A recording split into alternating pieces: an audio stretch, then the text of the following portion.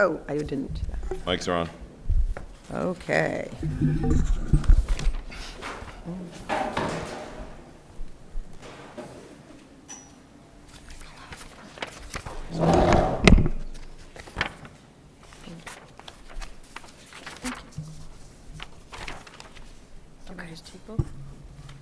You want them both? Sure. Kristen might want to read, you never know. Part of our mission statement when it's time. Come on. Ready? Yep. Okay. Good evening. I call to order the meeting of the Hamilton Wenham Regional School Committee on Thursday, November 6, 2025 at 7:01 p.m.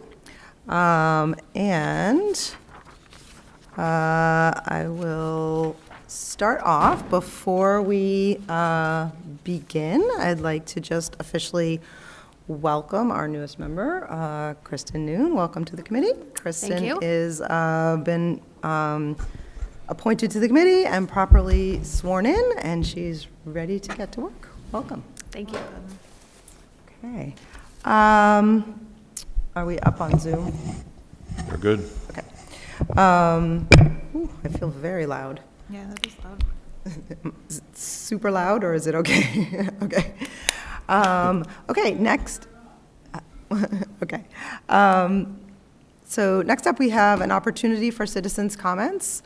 We'll have an opportunity for people in the room as well as on Zoom, though it doesn't look like anyone is available on Zoom right now.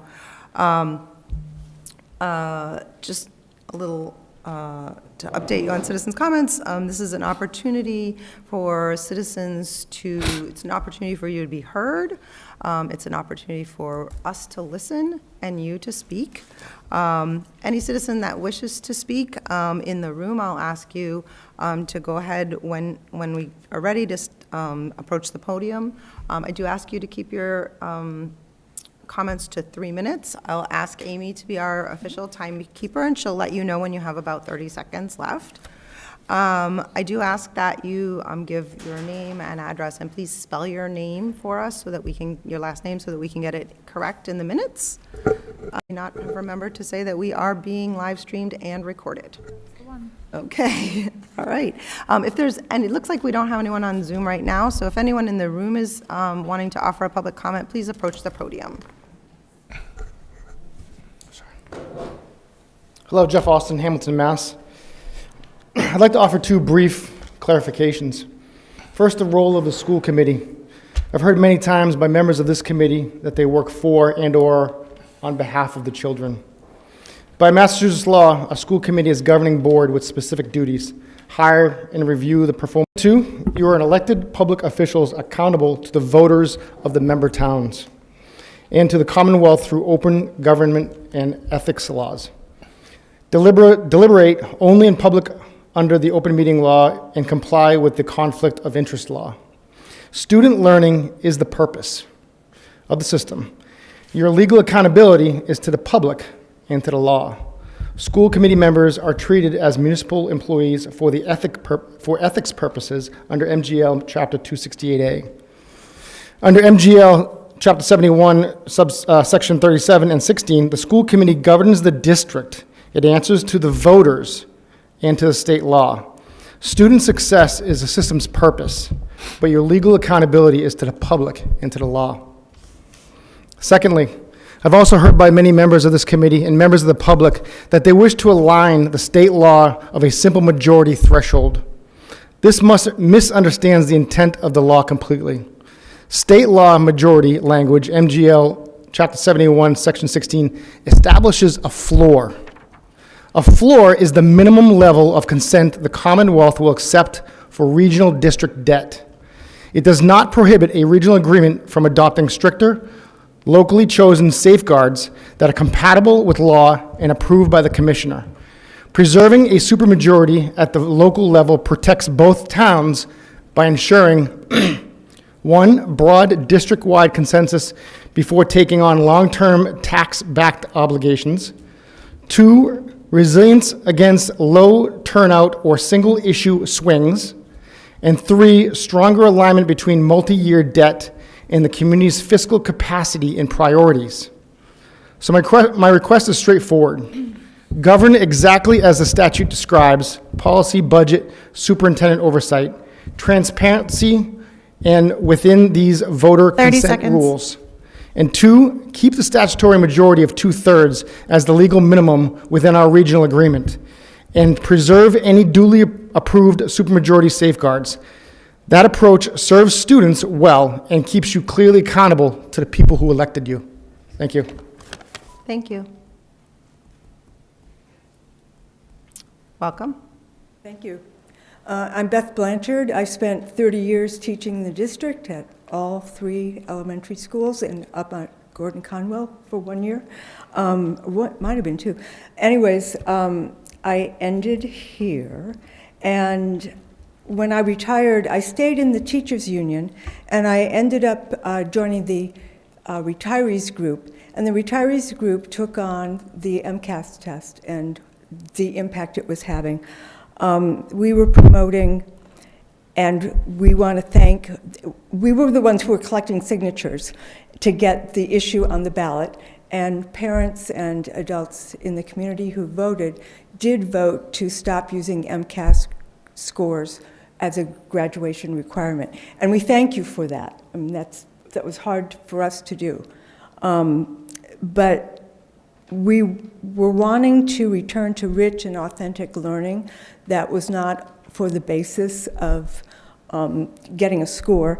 And we were also interested in promoting, again, a return to project-based and performance-based assessments that are more authentic and are more rich and learning experiences to be shared. We're now promoting people's forums on graduation readiness.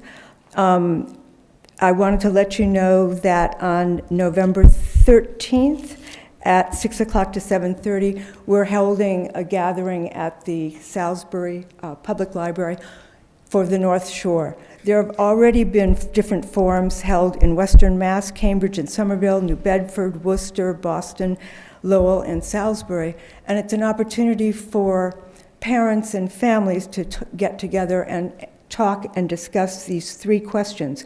What should students know and be able to do by the time they graduate? How should students demonstrate their readiness to graduate? And how can school, pre-K to 12, support these goals? So I'm inviting people. I've put flyers in the Hamilton Wenham Library, both in the adult room and in the children's room. It's an issue that actually heavily impacted the quality of learning and made it more difficult to really dive into interests that students had and shape that into projects that were productive. And I'm thinking 30 seconds. Good examples of what could happen. So the posters are at the library. There are some that will go to schools. And if you could register, there's an address on the poster. Again, it's 6 to 7:30, and children are welcome. There will be light refreshments, and we want to involve parents in how they would like to see students being assessed for 3 minutes. graduation. Thank you. Thank you. Welcome. Hi, Deb Safford. My comments today were addressed really towards people that aren't here today, but I'm going to go ahead and do it just because what they said a few weeks ago at the last meeting is on the record, and I think it's important to highlight it.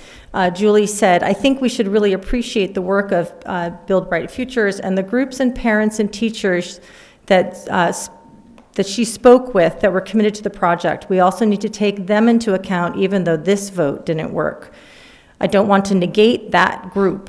I want to be respectful of that group, and I want people, we have to think about the people that want the school. I don't mind debating on issues, facts, and truths, but we can't debate on misinformation. We don't know how to go forward. There's personal vendettas. Those are quotes.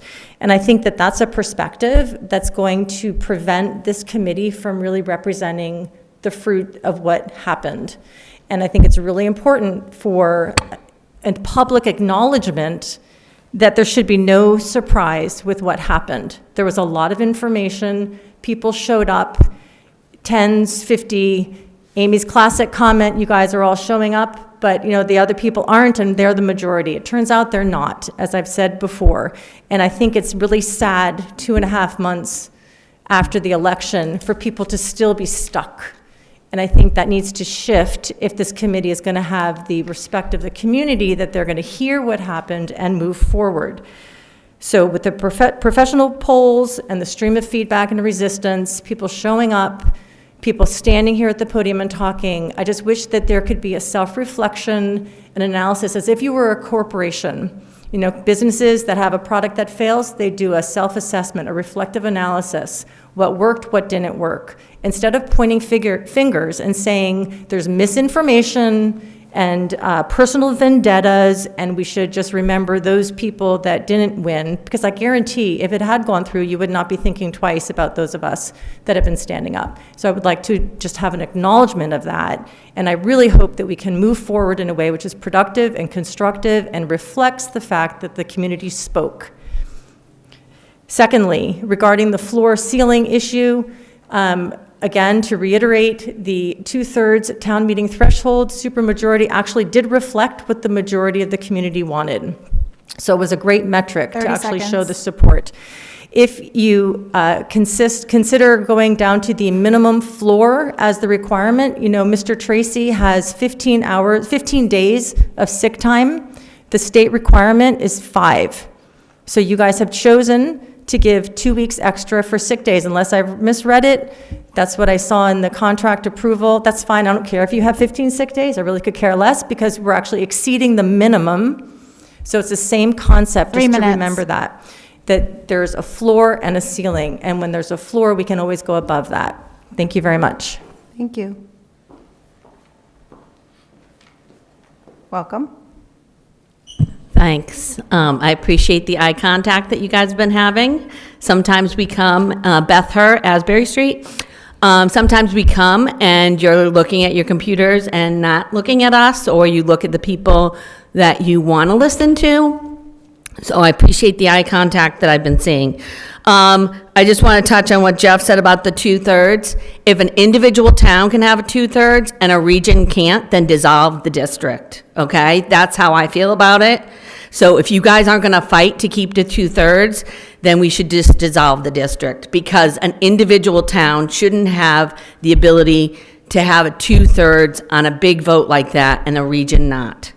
And that's how strongly I feel about it. And I think a lot of other people do too. And I think you're going to hurt yourself. People are already pissed off if you try to push this simple majority in the regional agreement.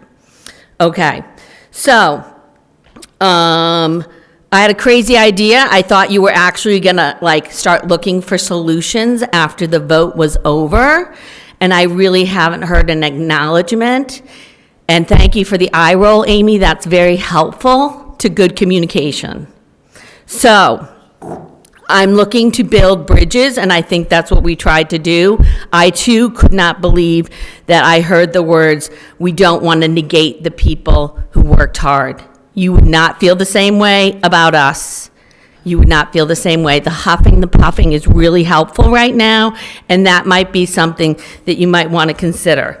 You've been negating the Save Small Schools people for almost 2 years, but you don't want to negate the Building Bright Futures people. Do you understand how disrespectful that sounds? Anyway, so do you even listen to what you're saying? Would you ever accept that statement from me or anyone else for that matter? You just kept ignoring us until you couldn't ignore us anymore. You turned your back on the majority of the community. Clearly, you now know, after wasting tens of thousands and millions of dollars on town meetings, on a feasibility study, on elections, we now have the proof you were waiting for, that a majority did not want the consolidation. Trent said it best when he said he did not want to get to this 30 place seconds. with no project. You ignored us over and over and over and over and over and over and over again. So I would ask that you would stop whining at these meetings, and that you would, if you need to whine, do it with your friends. You've missed the signs. We've had road signs, and you've missed them. And to move forward, these are my suggestions. We asked you to slow down, you didn't slow down. We asked you many things. Okay. Suggestion number 3 one, minutes. acknowledge a loss and apologize for 3 wasting minutes, time. thank you. Stop saying misinformation, it only pushes people away. Investigate the minutes, other thank school you. options. No, you've had other people speak for longer. No, I am Yes, very- okay.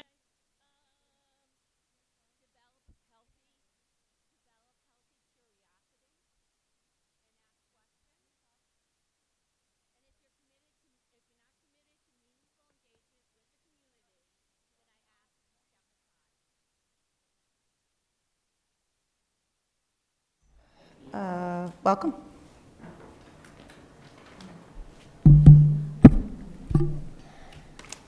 Good evening. Good evening. Scott Mattern, 12 Old Cart Road, Hamilton. As you develop next year's budget and capital plan with Hamilton and Wenham FinComs and select boards, I have some requests, which I also made at Monday's Hamilton Select Board and will suggest to Wenham as well. First, ask the 5 boards to share their main reasons for the failures of the new grammar school. Otherwise, how can you learn what to do next?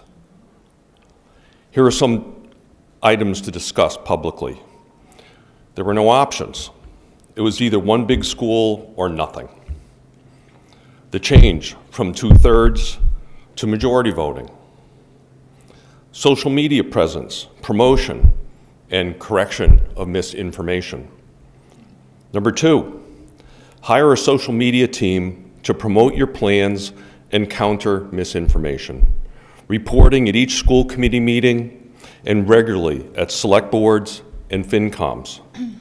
School renovations are the largest capital spending the towns have by far. So help share the community input that happens more online than it does in our meetings.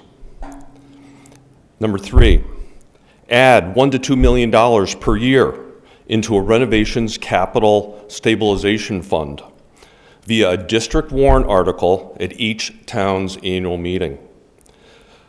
With overrides and a revised district agreement looming, this is tough. But waiting until you have plans for each school's renovations is fiscally irresponsible. Renovations are coming, and waiting to unveil the specifics isn't required to build funds to avoid the shock of future building costs. Number 4, charter a renovations outreach committee with responsibility to communicate with voters, promote social interaction, counter misinformation, present funding and voting options, discuss facility options, and provide regular updates here and to the select boards and FinComs. I volunteer to help with these efforts. I sent a more formal letter this afternoon copying the select boards and FinComs. 30 seconds. And finally, change is coming. I prefer to be part of what is best for our towns than be frustrated by lack of communication, options, and leadership. Thank you for listening. Thank you.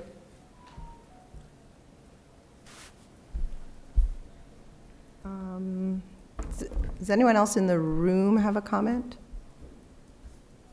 Okay, and it looks like there's no one. No one. No one on Zoom. Okay. So at this point, we will close the Zoom link and we will end citizens' comments. Thank you to all of you.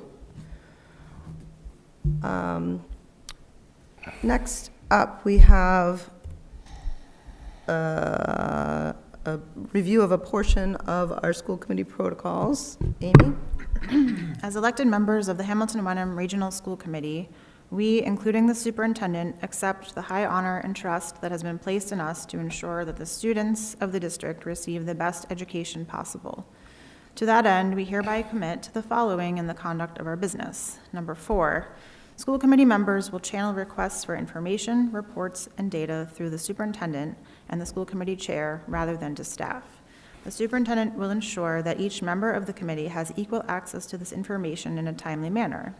Recognizing the importance of proactive communication and avoiding surprises, school committee members will, whenever possible, contact the school committee chair and/or the superintendent in advance of a meeting if they have questions or concerns about an agenda item, or will ask the chair at least 48 hours prior to a meeting that an item be placed on an agenda. Thank you. Next up, we have a review of a portion of the mission statement. Kristen? Thank you. And just as a point of order, I'm only reading the green highlighted portions. Thank you. The Hamilton-Wenham Regional School District Committee's mission is to ensure our schools create graduates with a passion for lifelong learning, together with the critical skills needed to maximize their potential. The Hamilton-Wenham Regional School Committee will lead and inspire a district that supports and guides the superintendent to execute and achieve the approved 2025 to 2026 district goals. Thank you. So before we do the consent agenda, I just want to check with the committee. We don't have our secretary here this evening. Megan, are you willing to be the secretary for the evening? Yes. Okay. Is that good with everybody? Yep. Megan fulfills that. So before we do the consent agenda, does any member of the committee have any item from the consent agenda that they want held? No. Okay. To you, Megan. I move that the Hamilton-Wenham Regional School District School Committee accept the consent agenda as presented in tonight's agenda. Second. Second by Amy Kuhnberger. All those in favor? And that is unanimous, and the motion passes. I just want to thank the Ed Fund for that elementary STEM grant. That is amazing. Yeah. The Ed Fund is doing amazing things, Yeah. as always. All right. I am pleased to say that our next up is our DECA student group. And I'll let them take it away unless you're going to introduce them. Take it away. We're going to let Caroline do introductions. Okay.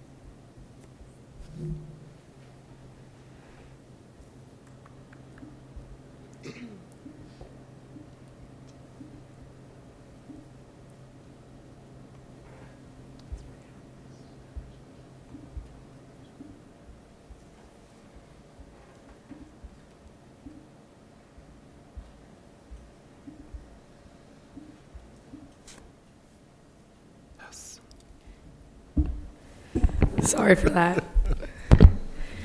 Good evening, school committee. My name is Caroline Cirillo, and I'm one of the 8 DECA officers at our high school.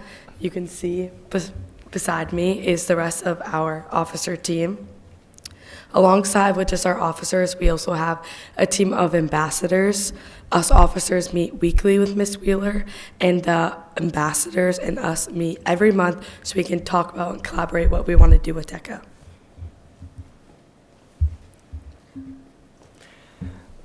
So what exactly is DECA? DECA is a student organization where we develop transferable skills for college and careers. We try real-life job scenarios, whether that's like a job interview or a presentation.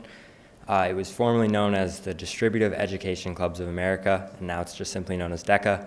There are over 294,000 high school DECA students in 4,252 classrooms across all 50 states, 4 U.S. territories, Canada, China, and more. So this year, about 60% of the school is a part of DECA, and so we have just over 270 members this year, with 95 new members and 179 returning members. And so each year we make sure to hold new member orientations for all our students. And we also have mentor teams, so the officers each take a team, and we divide all the students among the teams, and we make sure to keep in communication with them. And then throughout the year, we have competition prep for real-world situations. And then we also have the stock market and virtual business challenge that we host, where students get the opportunity to place for ICDC, which is our international competition. And there's also the state quiz bowl competition, where students get the opportunity to compete against other schools on a team. And then we also have fundraisers throughout the year to raise money for DECA. And we also have speaker series where we bring in professionals from the community to speak to our students. So we want to make sure that everybody in DECA feels like they're part of a family, but with over half the school in DECA, that can be a little bit difficult to achieve. So our solution for that is to have mentor teams. So every year the officers come together and we choose students from across the school to put into smaller individualized teams so we can have better communication. This year we even had ambassadors join us when we drafted the teams. Ambassadors are usually sophomores and juniors, so they had a better outlook on the kids in their grade. So we just want to make sure everything's as interactive as we can possibly make it.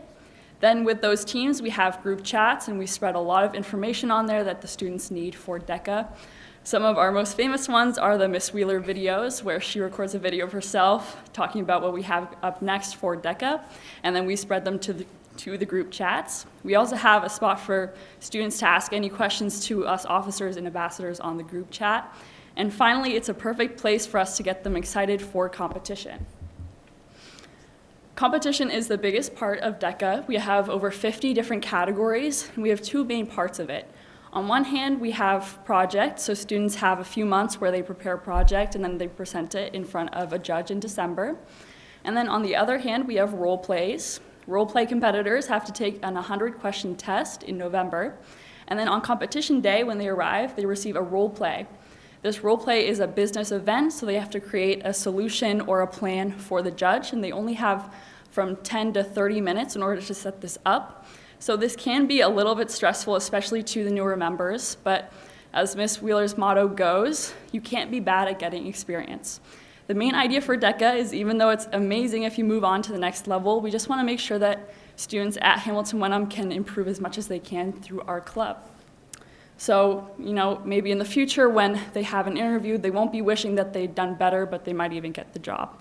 So we just want to make sure that they can think very quickly on their feet and also have good presentational skills.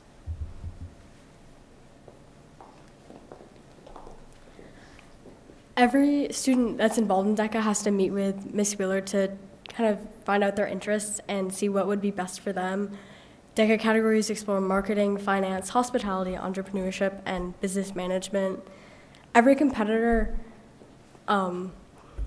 receives an email with personalized competition prep that will help them prepare for the different competitions, including tips and tricks, a practice schedule, just things like that.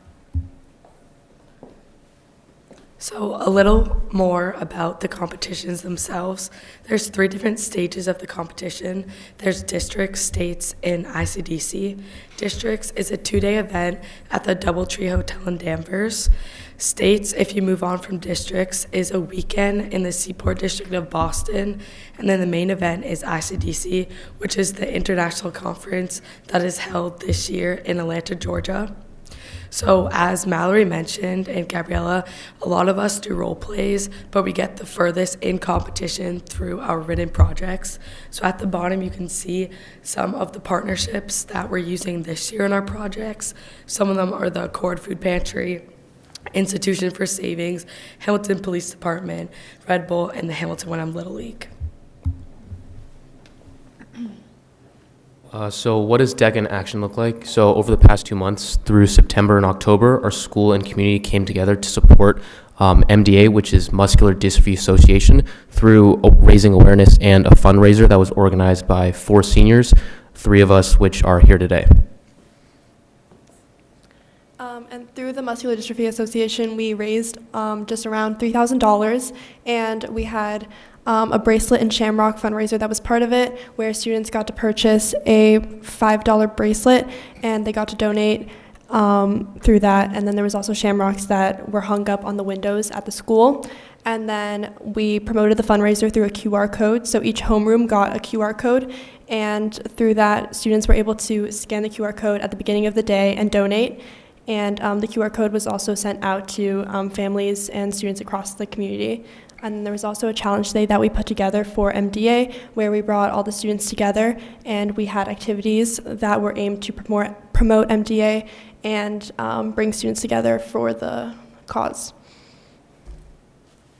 And this is just one of the many examples of how our team gets involved within the community. And then not only was this project successful, but Patrick and I, along with our partner Wyatt, is also doing this as our project management written project.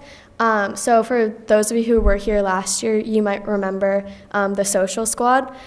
So that was when a group of 4 students came together to run the school social media in hopes of retaining student enrollment. And not only did we grow our following 60%, but we also did see some growth in our enrollment rates, which we are definitely very proud of. And not only that, but our group placed 3rd in the state competition, qualifying us for nationals, where we competed in Orlando last April. And this year we are applying these same exact skills to our MDA fundraiser, using all that information from the last slide and creating a written project. So it's a 20-page paper, which definitely helps us, as Gabriella was saying earlier, for like kind of the documentation side of things in our future. And then there's also a slideshow where we can kind of get that more public interaction with people about that. This is just an example of our paper last year, where it's not gonna load. Oh, okay. So it's like 20-page paper where we wanted to make it look aesthetic, obviously, but also keep the information good and informative. So there's that. So we really hope we can use these same exact skills to the MDA thing this year.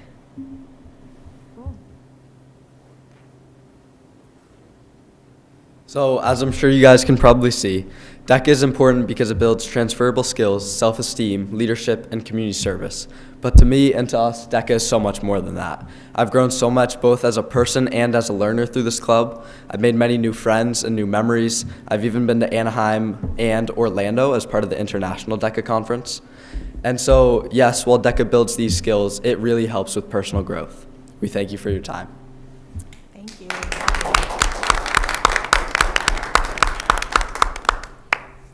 Thank you all so much for that presentation. Anybody wants to add anything? Yeah, I'm always just so impressed by this group. I think that I was impressed by your public speaking skills and your presentation skills. Like, these are all, they're all such important things for your future. So congrats to you guys and to Ms. Wheeler. I think this is such a great group. Much. Yeah, and it's always just amazing to hear the number of students that are participating. What an amazing culture at our high school, that this is something that more than half of the kids want to participate in. It really, I feel really proud to sit here and see what you all are accomplishing in our community, in our schools. Thank you. Thank you. job. Thank you. Okay. I wish I had been in that group in high school. I know. We didn't have that. All right. Thank you, Ms. Wheeler. Thank you. I think, did we just lose our presenter? No, it's me. Oh, it's you? There. Yep. Oh, I thought, okay. All right, next up is our annual enrollment. I don't know why I thought it was the two of you. Annual enrollment and class size presentation.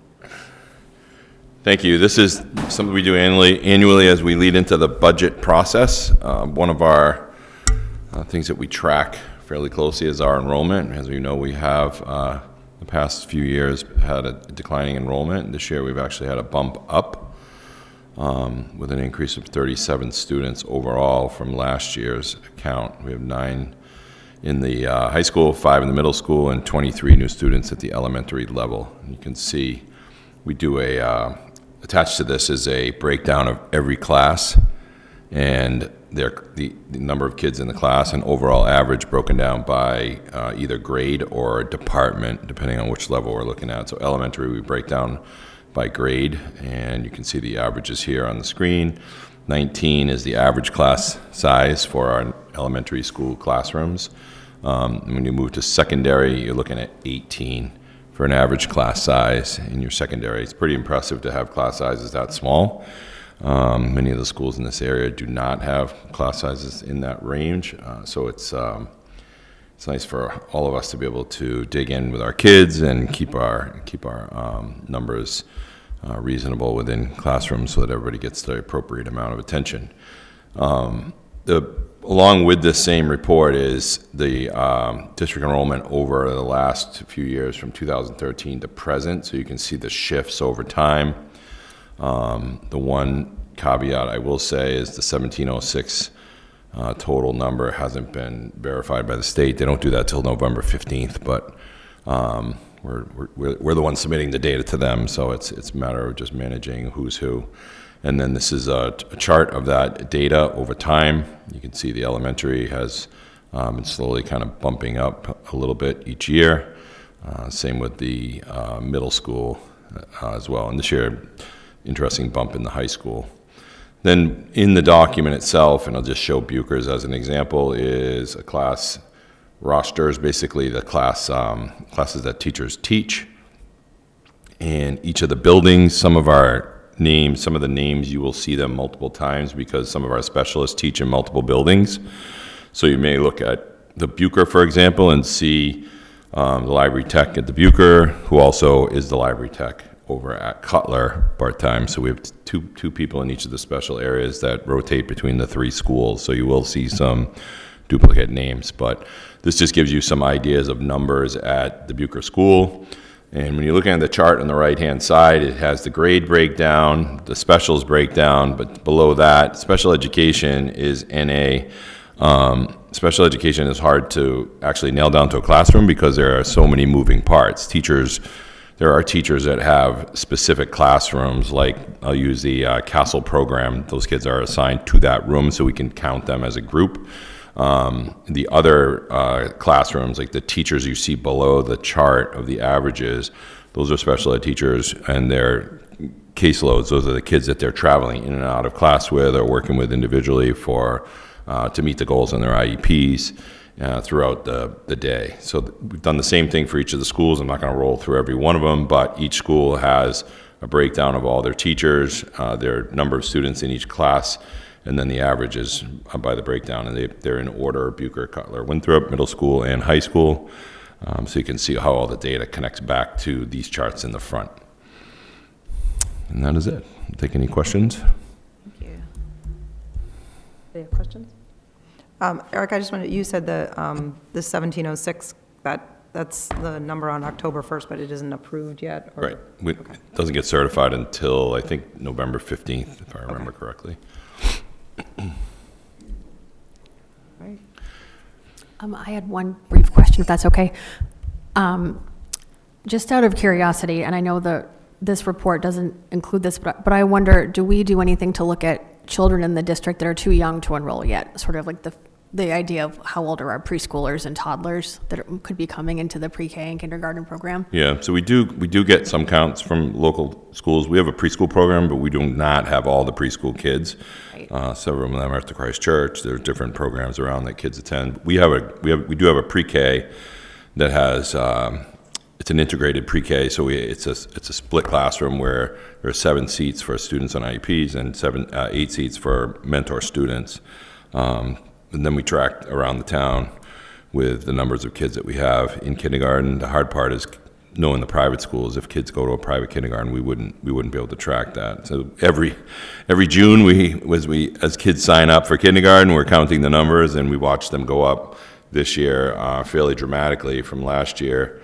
the kindergartners came in, they were at 117 this year. We had 141 at one point, and then a couple people moved out. So we do know that the next couple of years, you'll probably see similar kindergarten numbers, which will carry through.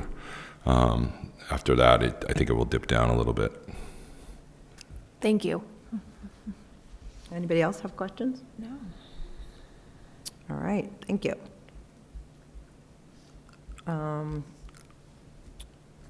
Next, so we have two committees, subcommittees, that have vacant slots, the negotiations subcommittee and the policy subcommittee. And we're hoping this evening to have a discussion and appoint. We do have a new school committee member who is not currently on a committee. And we do have two empty spaces. I don't know how you, the committee, want to begin this. I will say, and I guess I was going to say it at some point in my chair report, or I am on negotiations, and I do just want to share that we do have some work coming up. We are going to, in the fairly near future, begin bargaining with the ESLs, which is ESPs, excuse me, which is our education support professionals. And so we do need to make sure that that committee is complete. So I'm just having my eye on that. That's not to say that policy, we need to fill policy as well. But anyway, does anyone have any thoughts? Or do you have questions? Or do you have questions or things are thoughts? like, or? Yeah. So as the new member, I'm happy to be on a committee. I have done a little bit of research, myself, to kind of explore what the possibilities could be. I'm happy to go on to the negotiations committee. I know that's an important committee, and I think because this is, there is still an important negotiation to happen this year, but it's not, the largest teacher contract, so it could be a good time to learn about the process as well as a new member. So I am willing to do that, and if that's not appropriate, if another committee member prefers, or if it seems that, my efforts are better spent someplace else, I'm happy to go on another committee as well, so. Yeah. Okay. Do you have any questions? Does anybody have? No questions. I'm happily busy on the capital planning and finance subcommittee with my friends over here. Make a All right, I was going to say, does anybody have a nomination that they'd like to offer? I nominate Kristen Noon to the negotiations subcommittee. Second? Second by Megan Benson. Is that nomination something you would accept? Yes. Okay. Is there any further discussion? Nope. Looks like we're ready to vote. All those in favor? Thank you. Wasn't sure if I could vote for myself. That is only the fact that I will not yet start voting against myself at the first meeting. I'll wait. That is unanimous, and the motion passes. Congratulations. I look forward to working with you on the negotiations subcommittee. Thank you.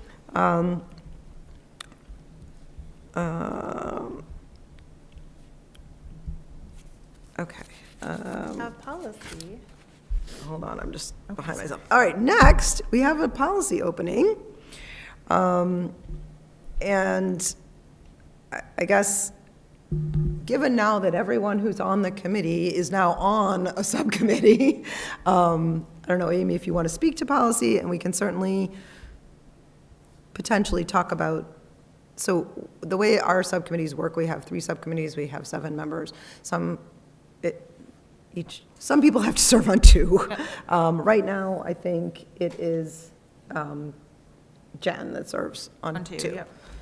So Jen is on capital finance and policy. So I would say we can think about any member that we want. I would say typically haven't asked people to serve on 3, so No, I not don't imagine, but it's at the will of the committee if everyone felt like that. Yeah. But, all right, tell us a little bit I'll just about give what a you're little plug needing. for Yeah. policy. Something that I like about policy is that it's our job to read through district policy. So it's, it's a good opportunity to really dig in and understand more. As far as scheduling, I like it. We meet about once a month and I'm able to do the work,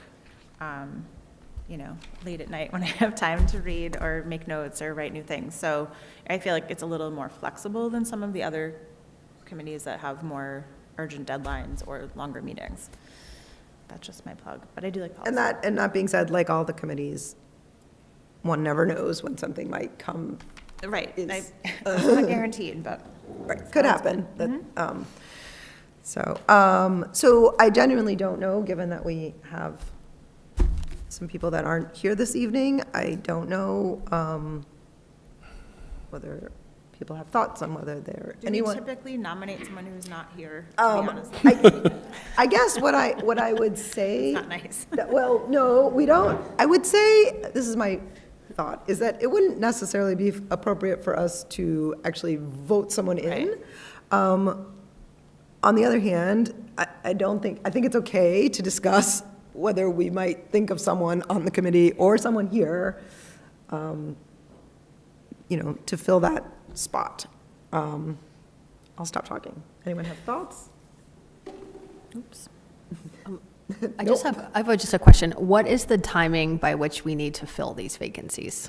So the negotiations, it felt very pressing because we really do need to begin the process. Technically speaking, it's a 3-person committee, so policy could, and negotiations could, in theory, continue with just 2, because if you both show up, then that's the majority of the subcommittee, so it can. But We do have one more meeting before our next policy subcommittee meeting. Okay. So we could table that particular nomination. So I move to table or push that discussion to the next meeting. Okay, I heard a motion. Is there a second? Second. Second by Megan Benson. Is there further discussion? Unless you guys wanted to jump in, but I feel like we could wait until we're all together. I guess my discussion would be, I'm absolutely okay with tabling it. I would encourage all 7 members of the committee, to really reflect to that someone is going to have to fill that spot, and it means that someone is going to need to be on 2 committees. And I will reflect on that as well, myself included, because obviously I am one of the 7 people who could do that as well. So I will think about that as well. So that when we can come to the next meeting, my hope that somebody will be, hopefully 2 people will be fighting for it. That's my hope. We have a motion on the table. Does anybody else have any discussion? Nope. Okay, looks like we're ready to vote. All those in favor? That is unanimous of the 4 members present, and the motion passes. So we will add the policy vacancy to the next meeting, and I will just say to the 2 present members of the negotiations team that I will, Eric and I will reach out with some dates to get a first meeting on the agenda. Okay, next up, thank you for putting that up there. This is a list of liaisons and a couple of things, hoping to look at it, fill the vacancies, kind of make sure that we can do this however you all want, but I wanted to, if you could just scroll down to the bottom, I wanted to just point out that currently, we still have these listed as the master planning on both towns with liaisons, but both master plannings are complete. Mm-hmm. So one thing I might suggest to the subcommittee is that it might be time to remove those, since those are both not in existence anymore, or not ongoing, I should say. Makes sense.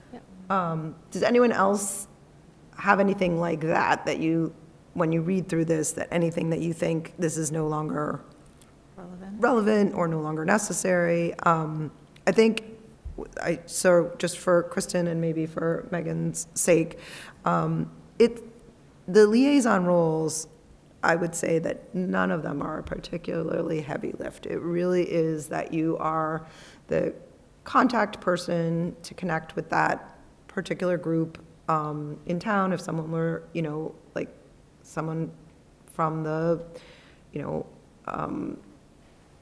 Hamilton FinCom, they, would see that, oh, I should reach out to Dana if I have a question.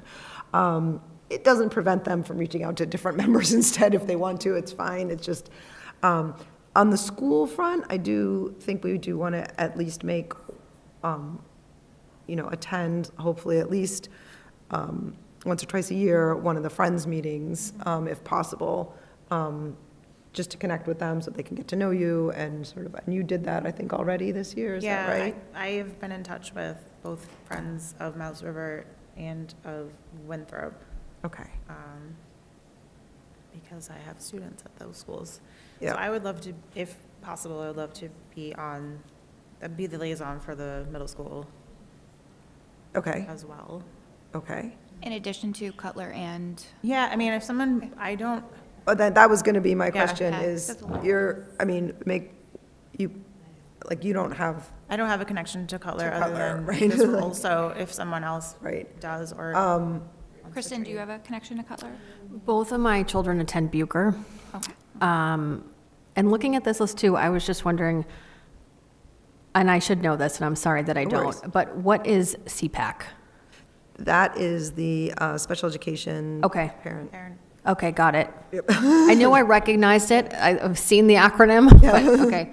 And then also, is the Athletic Facilities Improvement Building Committee still active, or does that relate to the new fields?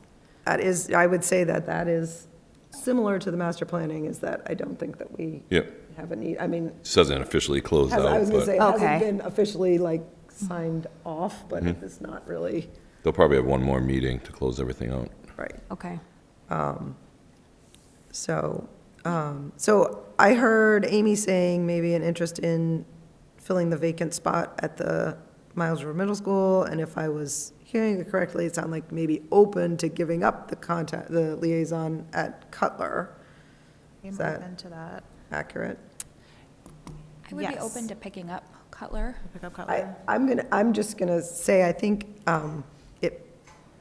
it could be a good opportunity to get into the schools. I know, That's right. For everyone who doesn't know, my children are young. right.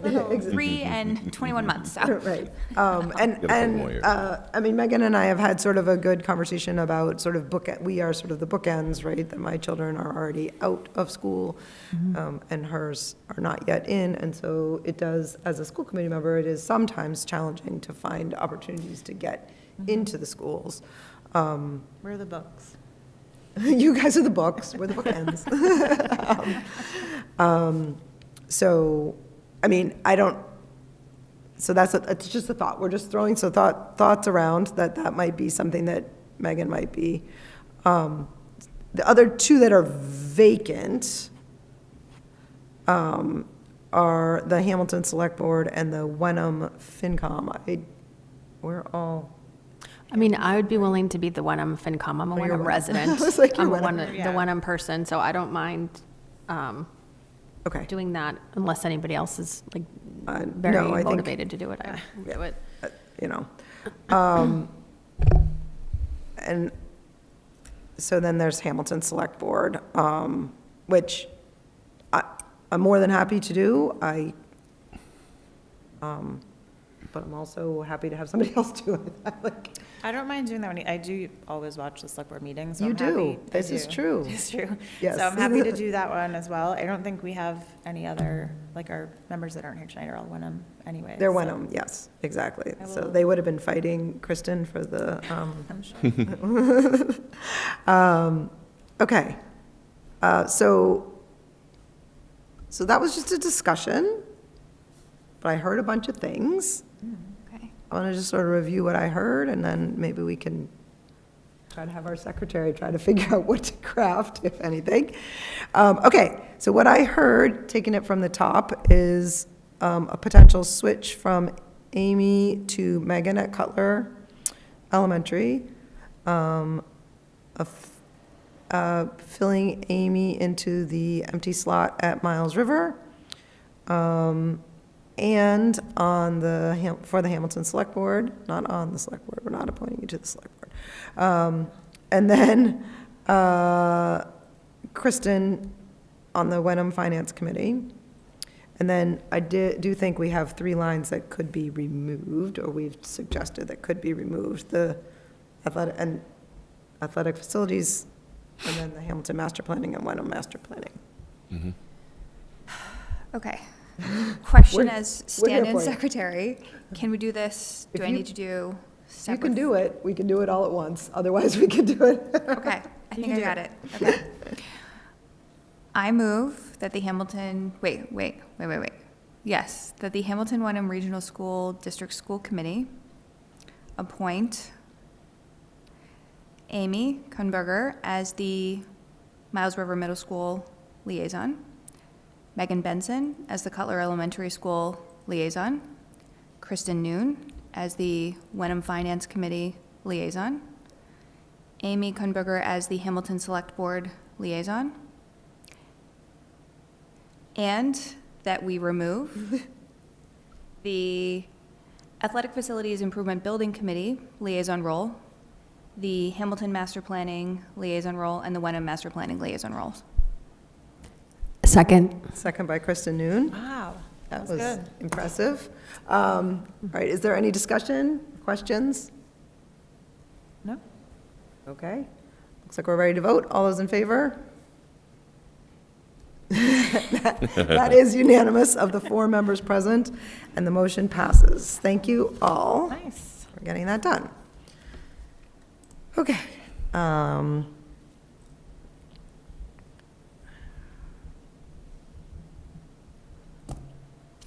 Okay. Next is the Bucher lease. Oh, interesting. I'm sorry. I just got signed out of my. That was me an hour ago. Doesn't usually happen in the meeting. Usually it only happens when I'm meeting with Eric. All right, that's okay. I'm here. Fine? Nope, I'm good. It's here. I can still see it. Okay, and to you, Eric, about the lease. Thank you. As we may remember, earlier in the spring, the 2 leases for Cutler and Bucher, and actually Winthrop too, are all coming to ends. And on the Bucher, on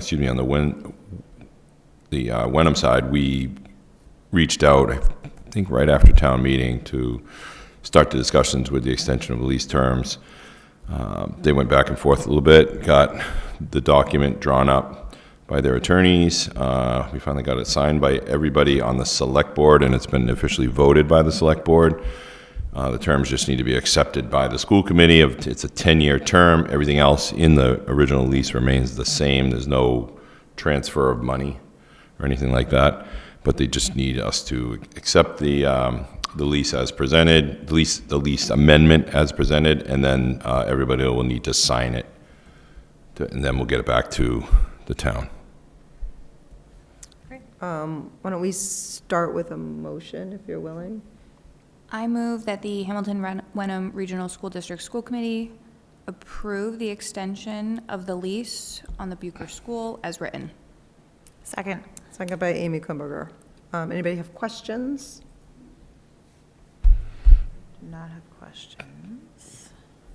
Well, Can I make Yeah. a point of clarification? yeah, I was gonna, yeah, go ahead. I had a couple, but I Okay. think you're gonna answer them right now. Go ahead. Maybe. The 2 things that I was going to mention, the top has no date built in there. It will be today, once we get everybody signed in. And then in the regional agreement, it does give for the opportunity to give a 20-year lease. They have decided to go 10 because of the unknown nature of what's going on with the buildings and possible repairs, renovations, et cetera, down the road. So they want to be able to revisit that if necessary. Did I answer your question? Yes. Okay. And also, I think you said it, but I just want to reiterate, not so much for the committee, but just for people in general, that there isn't, it's called a lease, but there isn't actually Yeah. an exchange of money. I know when I first began on the committee, it's one of the things I searched through the budget and searched and searched and searched, and I finally had to say to Vinny, I'm so embarrassed, but I can't find the lease payment. Where is it? There's no lease There payment. is no payment. It's just it's really an agreement. So, What a deal. anyway. All right, anybody else have questions? Anything else? All right, looks like we're ready to vote. All those in favor? That is unanimous of the 4 members present, and the motion passes. Thank you. Thank you. So anybody and who's here tonight, we'll get you to we'll sign all sign before it. you leave, and I'll track down the rest. Okay, thank you. So do Vinny. All right, next, I assume this is you, Vinny? Yep. So it kind of saddens me to bring this to you every year.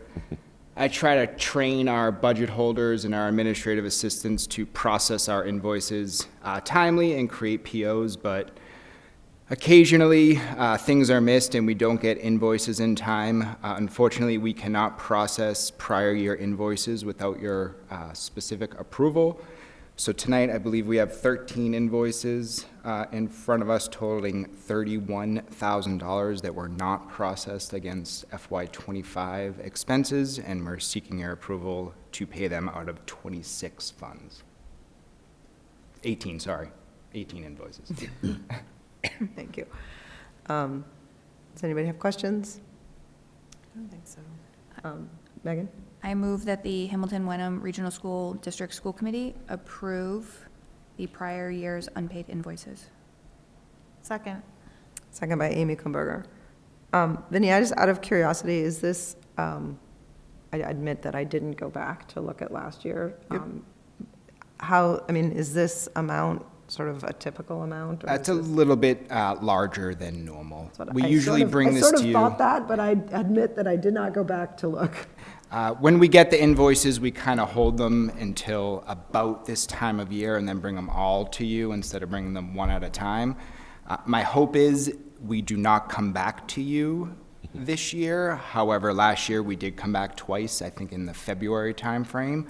Right now, these are all the invoices that have currently been given to me, but again, tomorrow, a department could come in with another invoice. I would probably hold it until February, just in case more come in again. Okay. Ready to vote? All right. Oh, no, you already voted. Did we vote? No. No. No.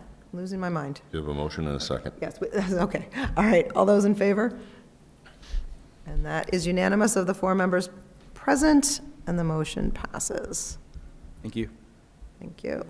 Okay. All right, next up. So we had an opening discussion at a previous meeting about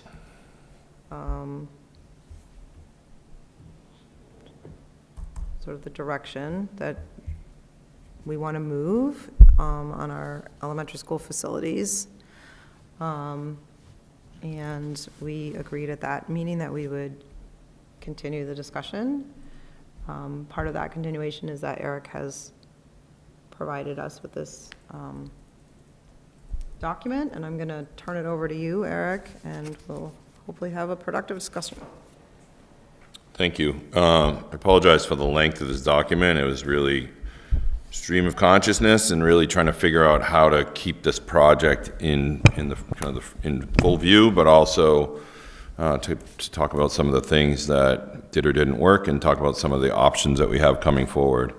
So this is nothing cast in stone. I want to be clear about that. This is just me thinking out loud, saying these are some ways we can go. There could be others that we hope to dig out of, talking with people in the community and digging into some of the activities that have gone along the way. The 2 things that are still very clear to me, I said at last meeting that the consolidation lacks sufficient support to move forward, but people from every side believe that something needs to be done. So what is it? That's what we need to find. We need to dig in, keep looking forward, and try to figure out what that something is and what the towns can tolerate budgetarily, and what that looks like in conjunction with the budgets and the capital asks from the 2 towns as well. So find that balance. Some of the things that are really non-negotiable for us with these bigger projects, we will need to hire an OPM, and you'll need to have a firm to do renovation, to do the design work. There are general laws that I just cited here just for ease and simplicity. Any construction contracts over $150,000 require the appointment of an owner's project manager. So we had an OPM for the Cutler School project. We currently have an OPM for the roof project that's going on. And then as well, projects exceeding 1.5 million, you need to do the authorization for debt. So we have to go through that same process. There's no way around that. You also need a designer when you're looking at it from the perspective of major projects, so that you can get some opportunities for actual numbers through the bidding process. Designers often work as people who do the design work and help you with the bidding process as well, because they know exactly how to set it up.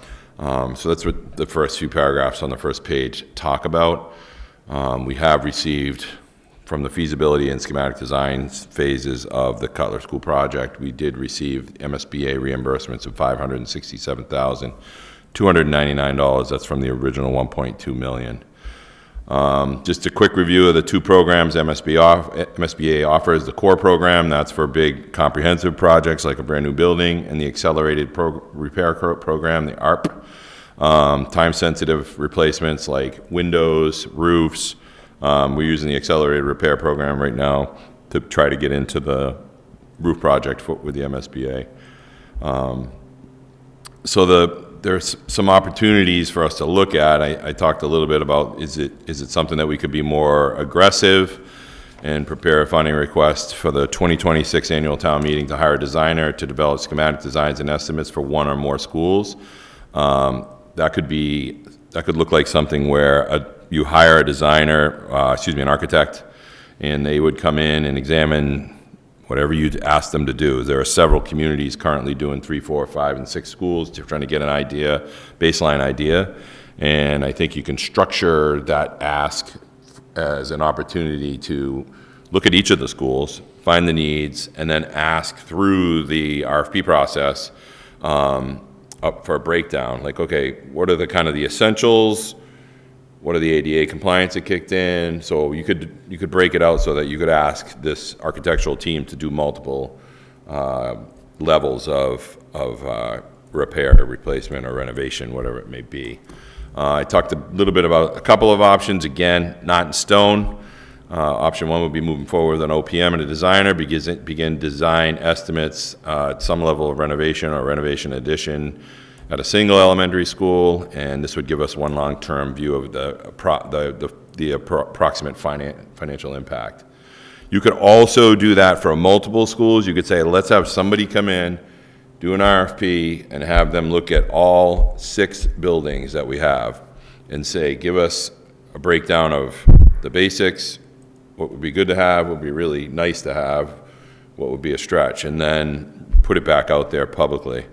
I think when you do that, we know where we'd stand out with the schools and what we had for repairs everywhere. The drawback is that if you do all 6 schools and you have 6 sets of numbers, and you pick one school or 2 schools to attack at one time, those other school numbers are no longer valid because they're going to move into the future. And as we know, the escalation costs have been dramatic over the past few years. So it'd be hard to say if somebody said it's going to cost you, I'm just going to use a number out of my head, $20 million per building. And you say, all right, let's do Cutler and Bucher. And you commit to that, those other costs move out further because you're not going to be able to do them back to back to back to back, or you're just going to be stacking debt on top of debt on top of debt, which is something we want to try to avoid. We can also just apply to the MSBA again in April. It's either March or April. We're still waiting to hear the deadline. And once we apply, we could apply with all the buildings. We could submit an SOI for all the buildings. And you wouldn't find out until the fall. You find out usually in October of that year that you apply, whether you're accepted into the program or not. They only accept one building. They will not do multiple buildings. So some level of reimbursement could be available if they brought us back into the program. It is unlikely when you have a fail on one side. They usually want you to wait a few years to get your ducks in a row. So there's no guarantee when you'd be accepted into the program. And then use the current study documents. We have, 4,000 or 5,000 pages of Cutler School detailed design documents that are already in play that we use during the MSBA process to dig into the building itself. The current building has nothing to do with the new building, just the current building. There were some studies done on hazardous materials, things like windows and paint and doors. So we have a lot of those things.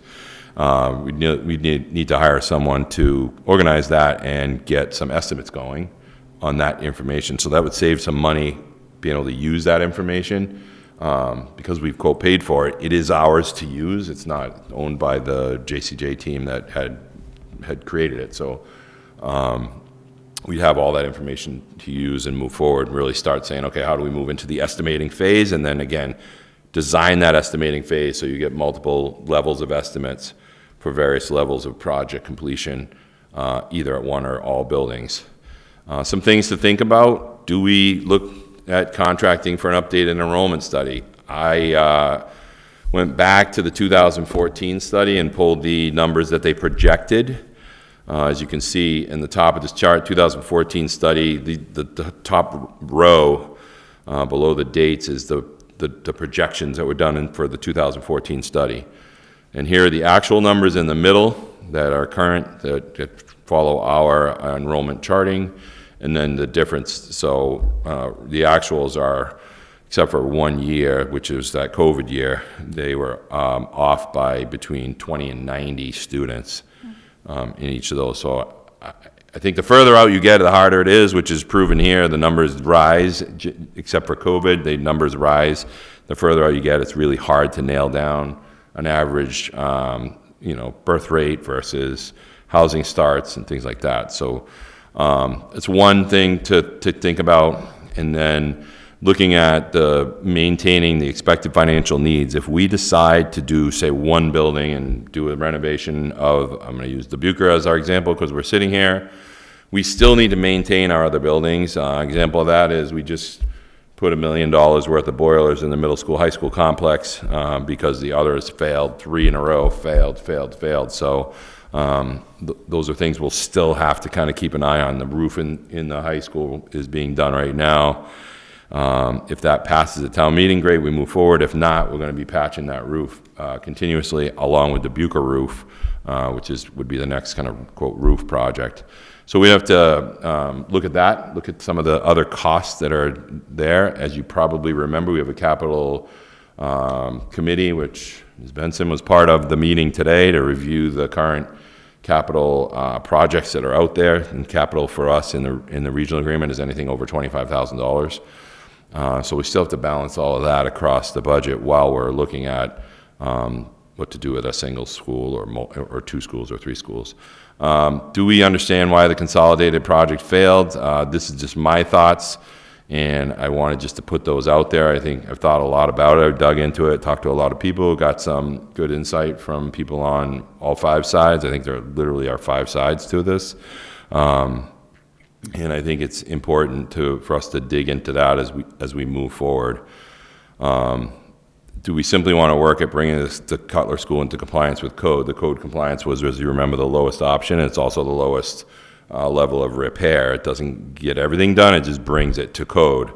So that would be something we could just say, let's just bring the Cutler to code. That would be, I can't remember the actual cost on it, but it was many millions of dollars to bring to code. But it's still an option. So do we just do that? We have that all the materials to look at that and see what that would end up costing us over time. Do we renovate the Cutler School without MSBA support? What I have learned in talking to a number of my colleagues around, Burlington's a good example right now. They are doing an MSBA elementary school project with the MSBA. They are self-funding Burlington High School project, which is what Andover was doing a few years back until they hit that cut 2 years ago where they had to cut 34 staff members.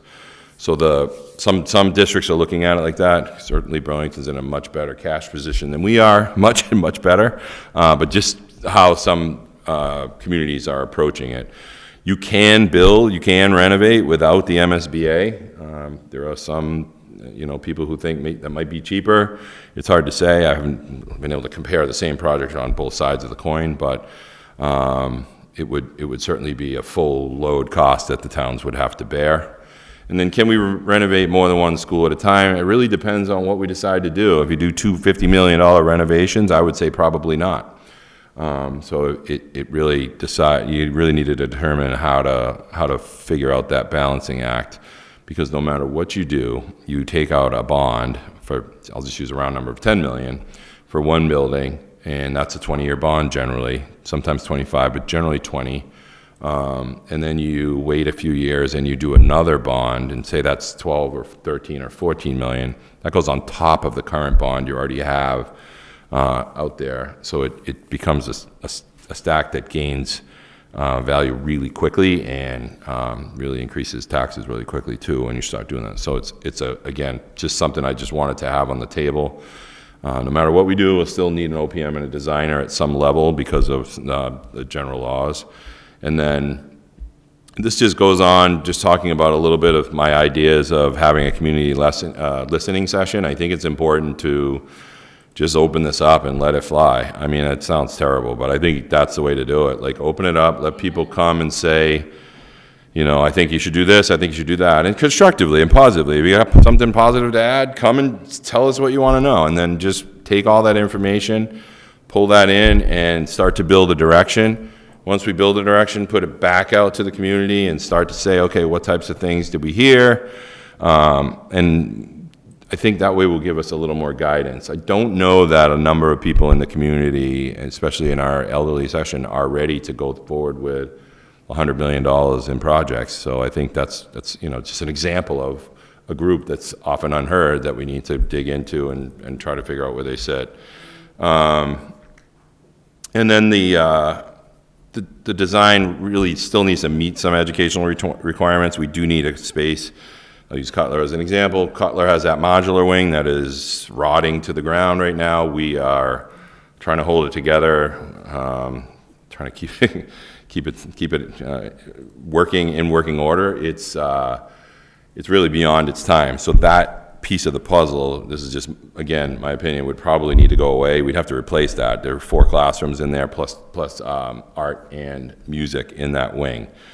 So it's just an idea of like, okay, people say, what's the worst school? The worst school through the process has always been the Cutler. The MSBA came out of nowhere and said, yes, this is the one you need to start with. We had identified it years ago. So I think that's, just something to keep in mind. And then really, I just hope we can start to determine an initial direction so that we can move forward, because ultimately, I think, again, we all know there's something to do, and we all need something that we can all be proud of and say, okay, I was part of that, I was in the conversation, and this is what I'm really happy with the outcome. So just some thoughts. I apologize for the length of the memo, but I think it's important to keep this conversation on the front burner until we can get some things done before we get too close to town meeting. Because as you know, if we don't have anything on the docket by February, we are not going to get it on the warrant for town meeting. So it's really a shorter window when you factor in the holidays and all the time off coming up. So I think just want to open up the door for the committee.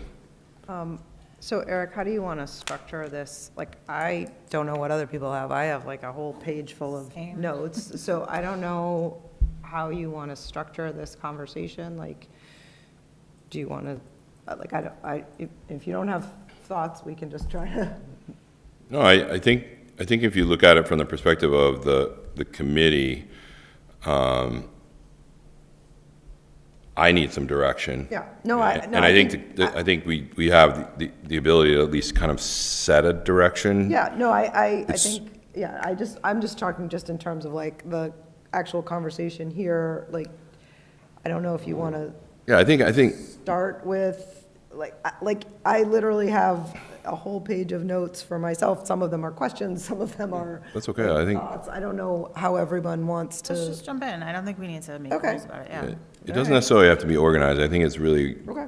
we need to start having discussion. I wish everybody was here, but I think, we'll still need to bring this around to everybody else so that we can include them. Yeah. All right, dive in, Amy. Oh, you go ahead. You want me to start? Sure. Well, first of all, thank you for doing this. I think it was helpful. I read it several times and made a lot of notes.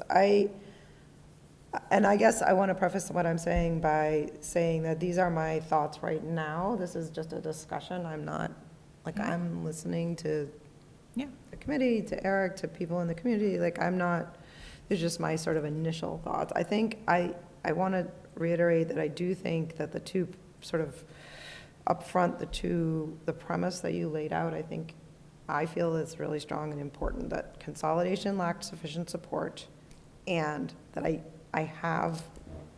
feel like we have a lot of evidence that the community does realize or does think that something needs to be done to improve facilities. Yeah. So I feel comfortable, unless I hear in the future, I have not heard a lot of things that go against those two. I think that's a solid premise that, personally. I guess I don't, well, I do have one, we could start with a question, is that when you're going into the options there, I wanted to sort of discuss the options between option 1 and option 3, and I guess that these are not all the options in the world, and I definitely have not. tried to generate kind of out-of-the-box options and thought about things that are outside of this, and I've, kind of put that out to you and too, but I just want to make sure I fully understand what you're outlining in terms of the difference between option 1 and option 3. My understanding of option 3 is, we have all that stuff from Cutler, and we'd be looking, if we pursued that, at those initial, first of all the current existing conditions at Cutler we have, but then also starting with that point, we have things on renovation or ad reno that work, and pursuing one or one of those at Cutler. Is that what you're understanding? Essentially focus on Cutler now. Outcome of option 3 would be a renovation of the Cutler School or an addition renovation of the Cutler School. Correct. Right.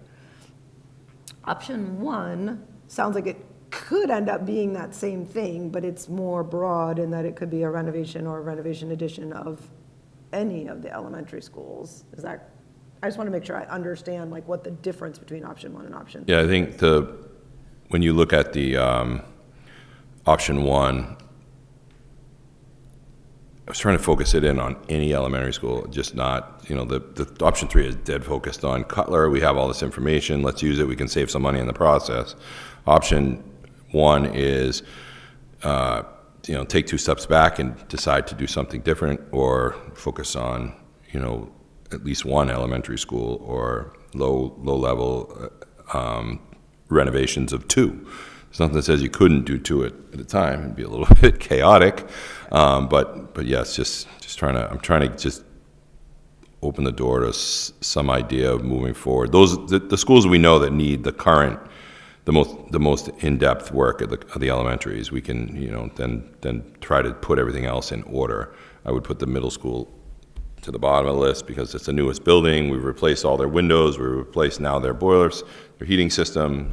So that should hold up for us. I guess, and again, I'm going to preface it 700 times, that I am very much still open to hearing different ideas, different opinions. I'm actively seeking different ideas and different opinions. But because we're having this conversation, I do say, for me, as I read this, it's appealing. Option 3 to me is appealing, that we have a lot of the groundwork, that Cutler School we've identified as the most in need. So of those, but I have questions about applying simultaneously for the MSBA. I have questions about would it make sense for us to apply in April to the MSBA and pursue option 3 simultaneously? Or do we separate those things out and say, like, let's pursue option 3 and wait till 2027 to apply? Or do we apply in 26, and then if we don't get anything in the fall, begin pursuing option 3? So that was a Yeah. lot of, But I think you just made a great point, like, you want to hear other ideas, so I think it's important to take I'm having even, this conversation publicly because I want people to hear what I'm thinking, but I am not. which is why I brought it here. set in stone. Like, But I think it's important, like, the opportunity of having maybe a couple listening sessions, different times of the day, different locations, different groups of people, and present this to them, and maybe other options. Okay, here are 6 options. What do you think? And just get some feedback from that perspective. But I think if you do that, you still need some numbers out there for people to digest, because I think it's where we got stuck last time. All of a sudden, we didn't have numbers, and then here's, I forget what it was, 15 options, and that's a lot to swallow, like what to do. So I think getting it to some reasonable amount. But I think the idea of finding some way to get the information we need from the public is an important first step before we get into even saying, let's go in this direction, or let's go in that, because the opinions that we hear outside of these meetings might push us to go in a different direction. right, it could be option 12. Yeah. You know. Yeah, somebody could come up with an idea to say, why didn't you think about this, this, and this? You know, I think about my friend Ed, who stood up here and had some ideas. I'd, revisit Ed and his ideas and think about No, I mean, you're right. digging there's into some of those things. So I'm going to say like 2 more things and then Yeah, I'll okay. let. So one is I really have thought a lot about this, and again, I guess my mind could be changed, but at this point, I am, everything I say feels risky to say, it really does, but I don't want, or I see that I think it wouldn't be the ideal situation for us to follow. I'm worried about following in the model that I see Ipswich having gone down.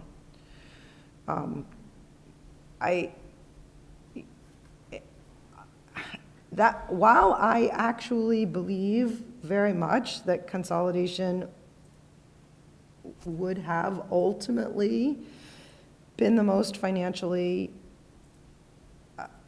like in the long run, I think it was the best financial decision. And I really do respect that that is not what the voters, they did not agree with that. I am concerned about, and this is not me criticizing Ipswich, but I'm concerned that what happened to them is then they went back to the drawing board 7 years later and came back with the same result, which is they still felt that consolidation was going to be the best financial option, and now they're pursuing essentially the same project several years later. I'm very cautious about that. I understand how that happened. I guess I just wanted to say that that's something that I'm worried about. Again, I'm open to hearing people's other ideas. And then the only other thing I'm going to say, and then I'm going to stop, is that I really think, and I've literally took in a million notes. I tried, Googling and searching and ChatGPTing and everything about how to create some sort of a body or entity that could help us as a community, not help us, but help us, the whole community, to agree on an established set of facts so that we could, like if that body, I'm imagining that body, and you can insert your own names, but think of the 2 most diverse people that you can think of in our community, and if we could put those 2 most diverse people in a room and they would agree on like the cost that we could agree, or the size of the building, or the, like whatever it is. I'm not saying that, like facts, I'm not talking about opinions, I'm talking about things, because I think that that really was a problem, is that there was there were differing sets of facts out in the community, and that really made it very difficult to have conversations. So I don't know how that would be created, what that would look like. but I would like it to be that I'm trying to make something up that isn't related to anything, because I'm not looking to sort of inflame anything. But like, in other words, if we were building and someone was trying to say, well, the building that is, is going to be set, or let's say somebody described the size of the lot. I would want, that's a good example, like, if there was a dispute and one person said one group was saying the size of the lot was this and the other person was saying the size of the lot is that, I would love it to be that there was somebody or some or group of our citizens, people in town, that could sit down and then they would be able to put out, yes, we've confirmed with whatever, that the lot is actually this size. That's a dream that I have. And I would love to hear ideas about how that could happen. Well, one of the things that I wrote down that I wanted to talk about was the possibility, sounds kind of like what you're talking about, of forming our own school building committee. Not to make decisions, but to help collect feedback and have discussions and maybe be this dream team that you're talking about, where like this committee could decide on sort of the ingredients of that committee. I would definitely like to see educators on that committee, people from the community, kind of what you're talking about, I think. So that was one of the things that I brought tonight that I would like. I don't know if that's possible. I feel nervous talking about it too, because I don't know how it would work as far as leadership. But that is something that I did write down. So I think I'm kind of thinking of the same thing. Yeah, like I don't. Well, and I'm intrigued by, so Scott Mattern spoke earlier, right, I think, and he had sent us an email. I'm intrigued by his citizen-led committee to do some of this, like outreach, right, a renovations outreach committee.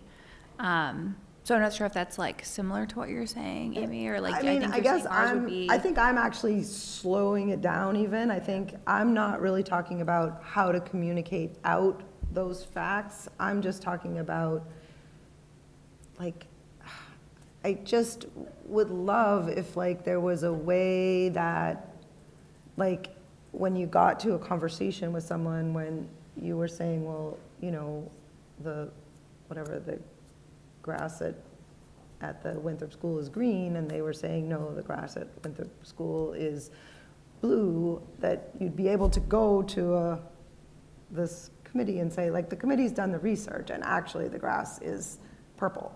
And like, that's what's actually, like, that's, like, so that we could all be like, okay, and we'd all, there's no such thing as all, but most people in the community would see that there were representatives on that group or in that group that they trusted and believed. And so if that group all agreed, then it would be likely that people would be like, okay, these are the facts.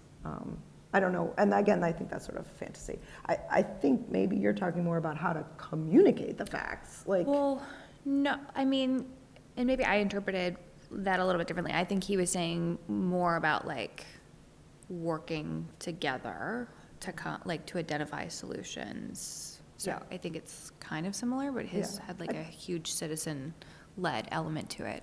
Yeah, no, I think that's, I think that's what Eric's talking about the listening sessions, about, like, and I don't know how to create those. I sent Eric, I'm not even going to share it, I did send Eric a kind of a crazy idea, because I was like, we're trying to think outside the box, but about how to ensure that those are really robust listening sessions and not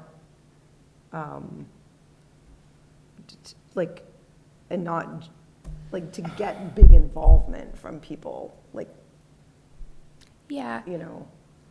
and like, constructive feedback, not just like an airing of grievances, I think is where forward looking. That's part of it, is like that what I think we're needing to look is like, what do you want to do now? I think that's where we need because, so I'm sorry, keep going. You have more. I have more, but I don't want to keep talking. Okay. So some other things that I wrote down, and I am also grateful, Eric, for this list.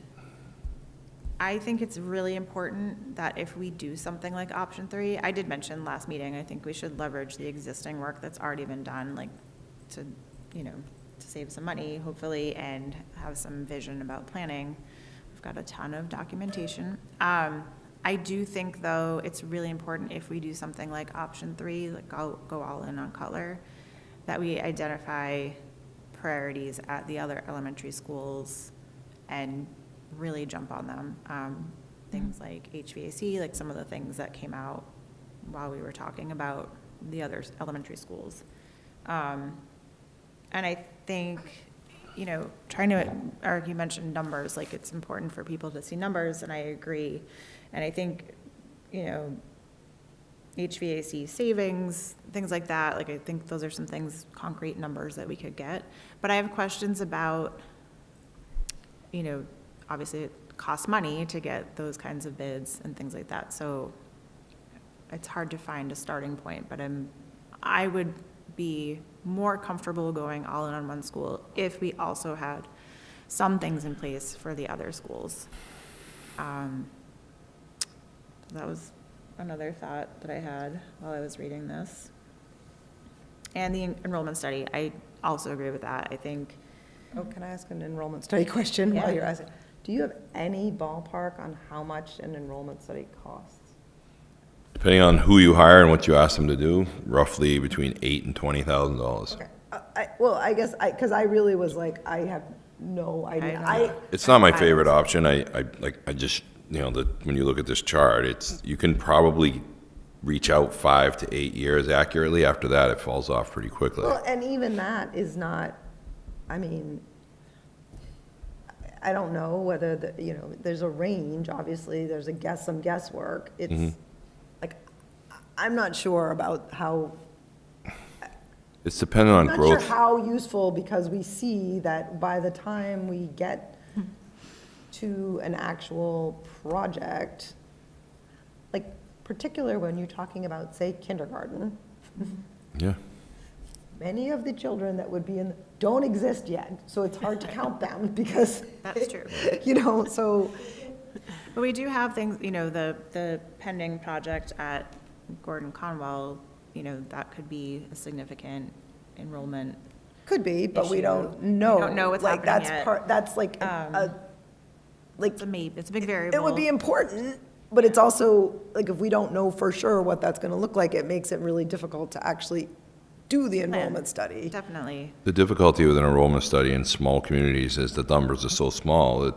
You're starting to look at birth rates, house sales, things like that. Like, there are years when there's 150 houses sold in Hamilton, and there are other years when there are not. So it's, how do you guess on that? How do you guess on live birth rates for the 20 years out when there's a lot of movement now with the people that are in their front, kind of 60 and over and 60 and under. There's a lot of shifting, and with the apartment dwelling units, you're seeing some even more unusual shifts that communities have not built into any statistical analysis. So those types of things would I just think your accuracy is going to be short-lived. Well, that was. You're better off spending your money looking at the buildings themselves to say, okay, what's the basics? What are the basics? Bring them all to code, or bring them to code and do this, or, you know, so 3 or 4 tiers for each building. Well, the other thing is, one of the things that was, I thought that the MSBA required with the consolidated proposal, that the MSBA required, that I thought was actually a really good requirement, was that you had to show where and how you would hypothetically build an addition if your population grew. And so it might be the kind of thing where, if hypothetically we pursued like a renovation addition, maybe we made sure like that we had that kind of a plan in place, so that like if that occurred, we would save our future selves some of the hassle. I mean, that was part of the original project, was that the MSBA wouldn't let you build this unless you did some work to say where and how you would add additional classrooms if that came to be. Yep. So I guess I wouldn't want to do, whatever we did, I'd want that to be a consideration, and maybe that eliminates a little bit of the need of, I mean, it does, I know this is not my area of expertise, certainly predicting population, but these numbers sort of feel like, you know, is it really that different than somebody just taking a ballpark guess of how much, like? Well, I guess the point is more about, like, your point about the MSBA requiring a plan in case of a big boost in enrollment. Like, maybe that is the point rather than trying to nail down the actual number. And so one thing that I've been experiencing is the potential of building like an outbuilding, you know, and I don't know about, you know, there's definitely like security concerns about having, say, like an art and music building on the Cutler lot, you know, having kids go outside. Which could be wonderful, going outside. I love going outside. My high school was in 5 buildings. There Well, was that's a the thing. lot of benefits. I do know Are you talking about a modular unit? I'm not talking about necessarily a modular unit, Or but just a separate building? just a separate building, and I don't know if that would help us as far as, you know, triggering upgrade costs based on, like, I know, like, one of the biggest issues with renovating the schools is if we hit a certain threshold, that then, you know, requires us to upgrade a whole bunch of things. And while I want to upgrade all of the things, I do recognize that that's not going to be possible at once. So that's one thing that I'm interested in, not only for solving some of these issues, but like that could also be an enrollment plan where if we suddenly have this big enrollment, can we build an outbuilding? I don't like the idea of using modulars for anything, because we see now the issue of why that's not good. You know, we've got these really old modulars, so I wouldn't be supportive of that, but I am curious about the rules around outbuildings, and kind of a long-term plan of, you know, connecting them to an existing building, things like that. That's like really interesting. Like, I think that's, and also, I don't know that we do know what the modern day modular, like the modular at Cutler School. I know, but it's not meant to We be this know old. was not meant to be anywhere near this old. I've Right. told this story 1,000 times, but my 29-year-old son went to the 2nd grade there in what they were describing at the time as an extremely old modular building that shouldn't still be here. And so, like, that's, but I don't know, like, are there modular buildings today? I don't know, that are more, better than that? Like, I don't know. I mean, It depends on what type of modular you're looking at. So if you had a modular build that was a permanent build, that would be But I guess much that's different than a temporary modular unit ours was for, like a temporary, yeah. ours was like a temporary. that was temporary temporarily for overgrowth. It's like an accessory for- dwelling unit for school. Yeah. Right, well, that's a creative idea. And then I kind of think, I don't know, there's one more thing I wrote down that I'm not ready to talk about yet. Okay, sorry, I mean, I've been talking a lot too, so. I don't know. This is good.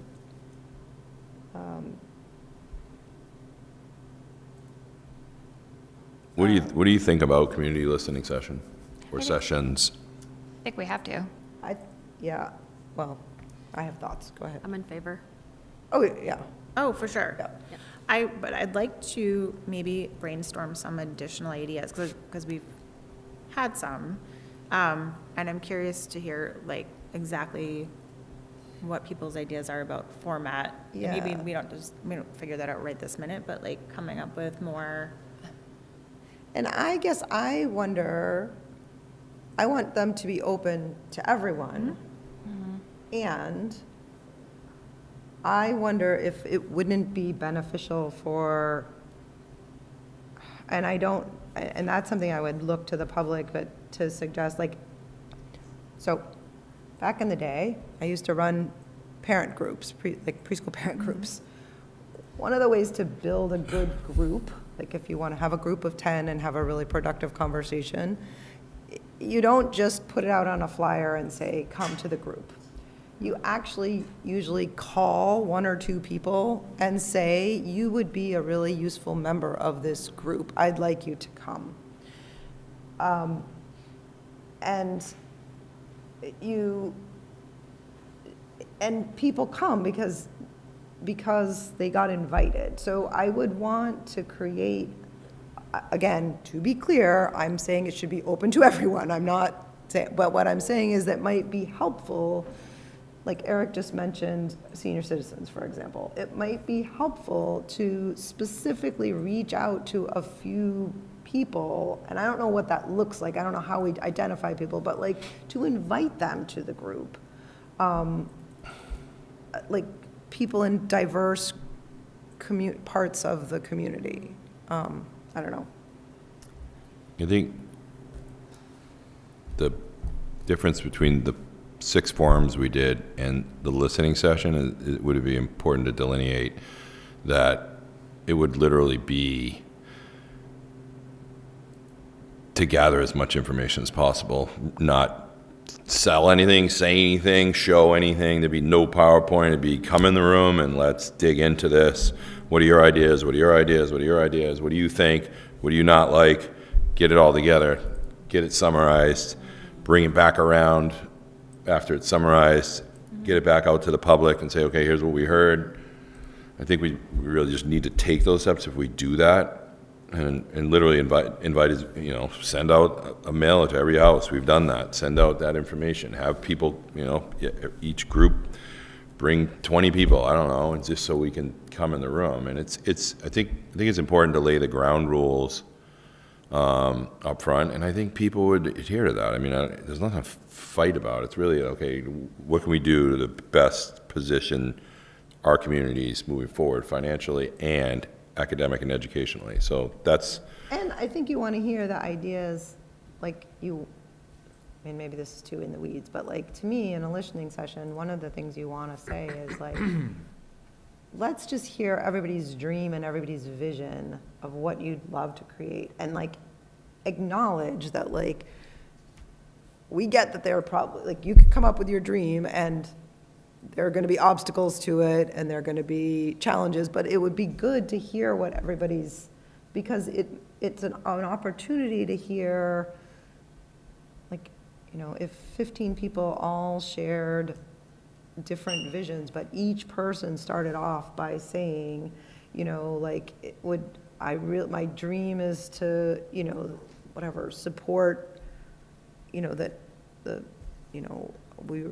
the education of all of our children, and that, that everyone in Hamilton Wenham wants to send their children to public school. That's my dream. If everybody had that dream, but then they had 15 different versions of the type of building that they want, it's powerful to say, like, what an amazing thing. Like, everyone in our community wants to live in a community where everybody wants to send their kids to public school. Isn't that amazing? Like, I just think you want people to dream big, even if you're not being Pollyanna-ish about it. You're not trying to pretend that there aren't obstacles. I just do want to hear those ideas, creative ideas about, like, let's, outbuildings or this or that, or like, And I think it might be helpful as well to maybe, and again, new to all of this, so I don't know how we do this in a public body forum, like how we do this, but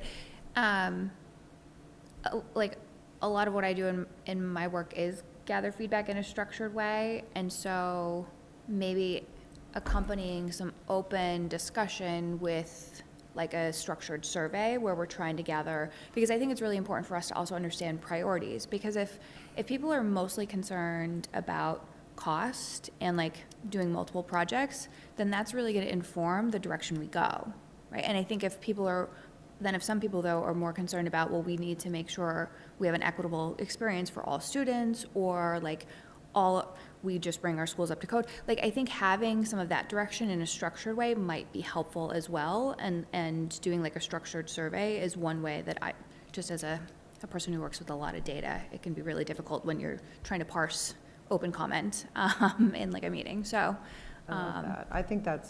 I mean, like Eric said, there are at least 3 sides and maybe 5 or 6 sides, but yeah, it would be good to understand, like, is the priority cost? Is the priority small schools? Is the priority, like, Right. what is this priority? Like, and like, what is the problem statement we're trying to solve? And we might have multiple problem statements, and then we have to then prioritize those and work on those in a phased fashion, but just helping to understand what are we what is the community looking to solve, I think is. I like that. I think it's important also, just like all of you sitting here tonight, afraid, kind of having a little bit of fear of saying certain things, that would be the first thing to overcome in any public meeting. All right, we want you to come. There may be people who say, I'm never coming because they didn't listen to me the first time, but we need to now figure out ways to rebuild that trust. It'll be slow and it'll be steady, if at all. It'll just be an opportunity to say, come in the room, be heard. We're not going to take any action yet. We're going to gather information. We're going to take that information, mash it together, bring it back again, and then we'll go through it again. So I think that process helps to help build the trust. I don't think it's not going to happen overnight. It's definitely a long-term process, but I think part of that is also trying to align it at the same time with the realities of town meeting and the budget process and things like that. So that's, you know, it may not happen this year. It may, And we have a deadline of February, right? Because I think that's what you're saying here, Eric, is that if we want to put forth any requests for town meeting in April, we need to have that figured out in February. Yeah. And and we are we saying, don't- we're saying that we want the listening sessions to inform the options that we approach and what we go to the town with, right? So it's like, sorry, I'm like a project manager, I think like very sequentially. So it's like if our milestone at the end is April town meeting, backing up to that is February budget, what do we need to do to get to that budget request? Well, it seems like then, I mean, to me, we need to have, again, everything feels scary to say, but to me, it sounds like if we need to have a listening session before the end of the year. Because if we don't have a listening session until January, I mean, I don't know if that's true or not. Yeah, I don't know how we. Or otherwise, you're gonna have, because I think you need to have more than one. You could have You'd have 2 in multiples. January. Yeah. Maybe that's better. People are, I mean, I guess we're only a couple of weeks away from people being Yeah. very distracted by the holidays.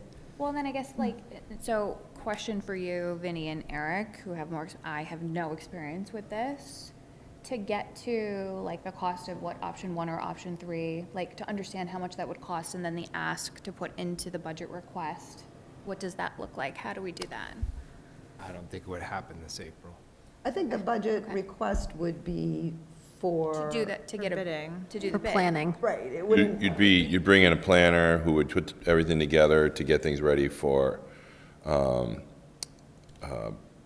bidding, estimation process. Right, it wouldn't. So you need to nail down an estimation process so that you can say, here are the, I'll just use Bucher again, here are the 3 options for renovating or renovating additions at Bucher. So the bottom one, as Amy said, we have a little advantage because we have a lot of that data. We just need somebody to organize it and get those estimates ready. What that looks like in an RFP, I've asked every person I can find that's doing a building project to give me their RFP so that I can look at these and say, what is it about, you know? You may be in the $400,000 range just to get something done just get a baseline of each of the schools. And sorry, do we have to do an RFP to get to the number that we can request, or we're requesting money to do the RFP? No, we would work with professionals, come up with a number, just like we did for the for the Cutler initial project. The number 1.2 came out of the data that we took from the MSBA website on project costs and through each of the modules, the 9 modules. We went back and we went through and we said, oh, what's comparative to our town sizes, what's comparative to our elementary school, and that's where we came to the 1.2 million. And then these professional groups have to decide, can they do it within that or not? Some will say, I can't do it within that, and they walk away, and we ended up having, I think, 4 on each side, 4 OPMs and 4 or 5 designers that were willing to step up within those cost parameters, and some couldn't do it. They outright said they couldn't do it. So you'll get people, you just have to find who's willing to do it within the parameters, but we wouldn't just come with a blind number. I'd literally reach out and I have a bunch of RFPs right now for districts that are doing something similar, trying to just get a baseline on all of their buildings. So I have 3 different And that would be communities. the amount that you'd. Yeah. And that would be the amount that we would, if we were to do this, if, that would be the amount we would come to town meeting with a request. Right, and once we got that number, then the RFP gets built to say, we need it, we ever put out a request for proposals for and we outline what we want in that request. So we lay that out, exactly what we want. We want this, this, this, this, and this. People bid on it and say, yeah, I can get it. You know, they're not going to touch it if they can't get in within the number we have, so. Yeah, understood. Okay, so I'm just being my conservative project manager self here. I don't know if we can do all of this by February, right? Listening sessions and do this and try to rebuild trust, engage the community.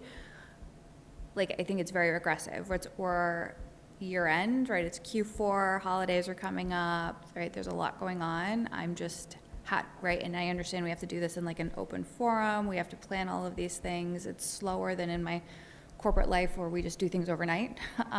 Well, right, there are, I mean, but keep going, yes. Yeah, and so I'm just trying to be really realistic. I think we all want to do something very quickly and try to do the best for our community, our children, our learners. I'm just stating that my milestone planning brain is like, I don't know how we do this by February, if it's already November 6th. Well, that's one of the things I said. I said, well, like, maybe that's not, maybe you apply, I don't know, like, you know, but it doesn't mean we shouldn't get, I guess I sort of feel like it doesn't mean we shouldn't get started. Like, in other words. Request something and then still. No, I'm not talking about requesting. I'm just talking about the listening sessions. Like, I think it seems like, Yeah. we haven't voted or anything, but it seems like people are on board that that's going to be valuable work. I don't disagree, and Yeah.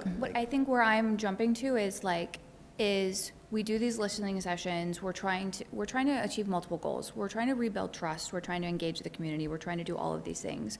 Part of that is clearly setting expectations around what this is going to lead to. And I think if we don't clearly state that we might not be able to immediately jump on this and do something and get something in the budget for next year, right?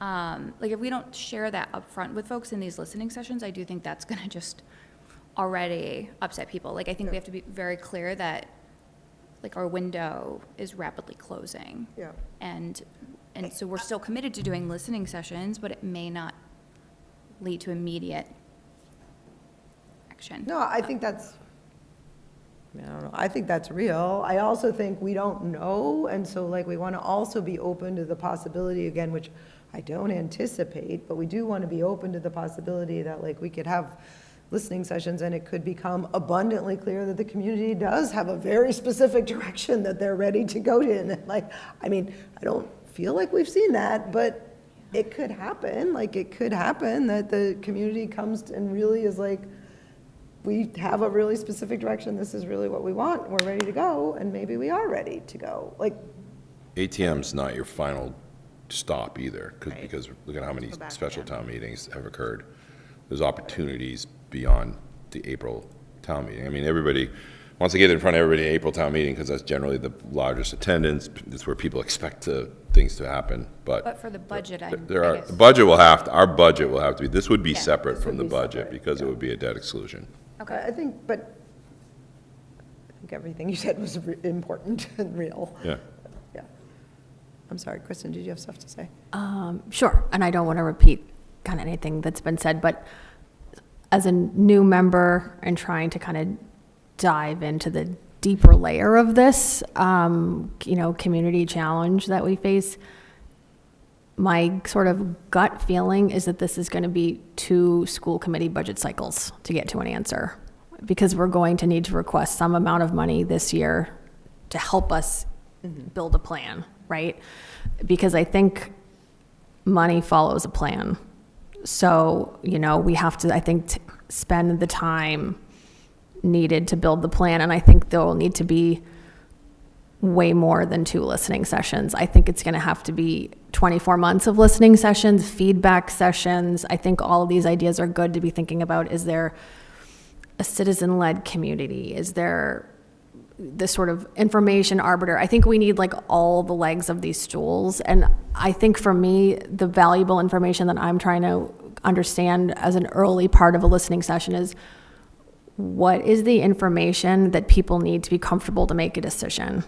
Because there are so many intersecting challenges here, and I think that was part of the challenge with the last round of school voting, is we had intersecting challenges of unknown municipal budgets, zoning changes. There's all these questions that people have, and I think understandably people are reluctant to say, well, I'm going to approve this debt this year, and I could be being asked at next year's town meeting to approve debt for something else that I don't know what it is, but maybe somebody in the local government or someone had an inkling this was coming, you know? So I think we need a bigger contextual picture of what's going on. So, and again, like Dana, I don't want to tie myself to any one opinion or thing because this is really early days, but I think it's going to be difficult to know what to do with the schools without more estimates for what it's going to take, whether we tier these things as like building envelope, building systems, learning changes. I don't know how we do it, but to try to get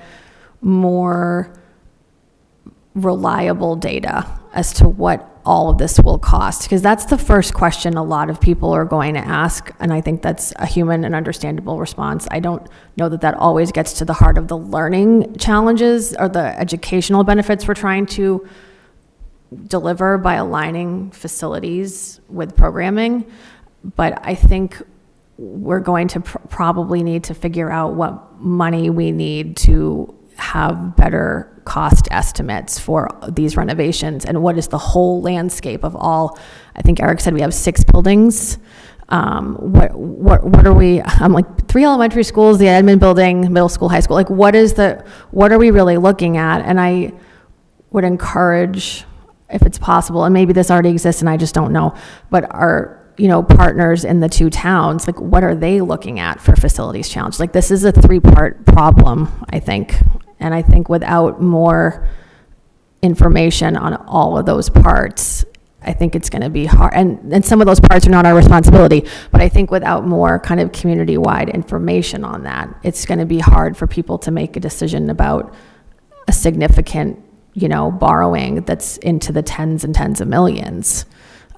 So I think that, and I think some of these listening sessions too, just because I've managed facilities and managed the general public and dealing with them, and I think I'm curious to know, I think some of these folks probably have a number in their head of what they think this should cost. Yeah. And I think that would be instructive, like yeah. where is the community in thinking what this should cost, and then how can we support understanding where these numbers come from, so with prevailing wage and an OPM and a designer, and why is it so expensive to build a school where it is far less expensive to manage a facilities project in your own home or your own private business? Where are all these numbers coming from? Because I think that is not easy to understand always. Absolutely. It's very nuanced, I think. And I think we've heard definitely that. I know I learned a lot about that over this process. Yeah. I just wanted to sort of tap into, you talked about, which I think, and I understand I'm making a little bit of a different point, but you started to talk at the beginning about, I do really feel like that's what I was talking about, like I want to hear people's dreams. I did hear more than one person throughout this process say that in their dream, what they would have liked to have had is 3 fully fleshed out, completely built options at town meeting, 3 complete, you know, this is a menu, a menu that they could have voted for. And I want to just say, like, I completely understand that, and I would have loved to have that too. And so I think, like, I want people to say that if that's what they wanted, and that creating each one of those options costs a tremendous amount of money. And so, but like 100%, I would have loved to be able to say, like, well, if that's the information people need to make a decision, right, then maybe we have to say, okay, to get that information, we need an appropriation or a budget line item or whatever the right verbiage is of this amount of money to get those answers. Right, even though, like, that's a lot of money. Could be it could be $1 million. I don't even know. Well, right. I mean, in other words, it was. Yes. It's a lot of money. Right, and so, you know, that it. So I just wanted, because I know that was a little bit separate from your point, but you started talking about that. And well, I have also like 100 ideas like binging around in my brain right now, and like questions as I try to figure this out. But yeah. All right, I don't know, does anybody else have other things? I just have one go ahead. little thing to and say. Then we do need at some point to move on, but I feel like I talked a lot, so please go. This is kind of selfish of me to take this time, but I just want to make it clear that my outbuilding idea, I would not be in support of it happening if we're just doing the outbuilding. I really, really, really think it's important that we also address what is happening, what the priorities are inside of that building, that we build an outbuilding. I just wanted to make sure that was clear. I want to say, like, I didn't take it as that. I took it as, like, Okay, being checking. creative and throwing, I mean, literally, I threw out, 12 crazy ideas to Eric, including one. I was like, well, do you have anybody who announced, like, okay, let's just do outdoor school. Like, let's just, like, I want to hear, like, Audubon does it. I want to hear, right, exactly, like, creative ideas, like, and of course, that was, tongue in cheek, but it's also like, okay, well, where is the opportunity in this? Like, where's the opportunity? There's always some opportunity in the setback, right? There, like. So in the past, when we've kind of been stuck on next steps for something like this, we've appointed a portion of the committee to work on, first steps. We've authorized Eric to take steps. Like, is that something we want to do tonight so that we're moving forward? Even if it's as simple as like setting up an email address where people can start sending feedback. Like, I just don't want to not. Yeah, well, one thing. I don't know. I mean, it's just a discussion, so we Okay. didn't commit to, but, I mean, I don't know. I certainly heard, I don't know what you take away, but I certainly heard an appetite from this committee for robust listening sessions, regardless of what happens. Eric, what else did you take away? The idea of the listening sessions, I think, came out loud and clear. I think the idea of direction is something we really want to nail down. Like, okay, if we have these listening sessions, can we time them to a certain point in time? Like, say, we want to target by the end of, I'm just going to throw a number out, please don't hold me to it, December 2026, to have all these listening sessions done, and also have some direction at that point where we have RFPs in process. And Vinny hates when I say that because he ends up writing them all. But the idea would be to be able to move in a direction. I don't think you have a year to do a listening session. I think we can do it. I mean, we can definitely get out there, gather information, whether it's a few people from the community and a few people from the committee. Just, all right, listen, what did you hear? Put it all together, and then morning, afternoon, evening sessions, maybe two of each, and then at least start there and say, okay, what do we have? And then bring that back to the groups and say, okay, is there an agreement point somewhere in here? Because that's going to be the hardest thing, to find what the agreement point is. Because I had a gentleman in my house, 80-something years old, and he said, I'm not agreeing to anything. And I was like, okay, that's fine, but thank you for letting me know. But there's, you know what I mean? Like I said, there's everybody in between too. So finding that inflection point of being able to get the debt exclusion passed is going to be difficult. It's going to be. It's not like, oh, it's going to be a $22 million project that covers this, and that. I think people will need to see it. I think several people made the point that we need to get out there with some numbers. A menu is a great idea to be able to say, okay, here are 3 options for every school. Do we, and you create a menu. Is it 1 school at a time, 2 projects at a time? Shift totally out of the box and go to the high school and start there. So I think look at that opportunity too, to give people the option. And that could be what's on town meeting. It might not be a binding, it could be non-binding to say, okay, where are we at? Let's get a sense of where the community's at. So that's, Yeah. I think we have some good starting points. Yeah, well, which I put that out a little bit as the, I was like, I'm not gonna say that, but Eric just said it, so.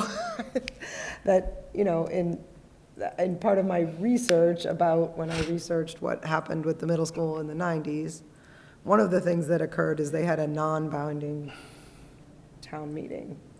I'm not saying that we should do that, I'm just saying throw it. Yeah. And they whatever, they horse traded and straw polled and argued about, and it was a non-binding, they took votes, but they were non-binding votes about it was a very different, it has a lot of similarities, it also has a lot of differences. That's where you're generally getting the most people in one place. Right, exactly. So I don't know if there's an opportunity for some sort of a listening at town meeting. I mean, I don't know. I mean, if there's, I don't know anything about that from a legal standpoint or how the town does that, but I just wonder if there's any opportunity where people are gathering, where we could get reliable feedback. Right. It might be Of a worth diverse group of people that have. keeping talking about that to see, like, is that worth doing? Right. You know? Yeah, I don't know.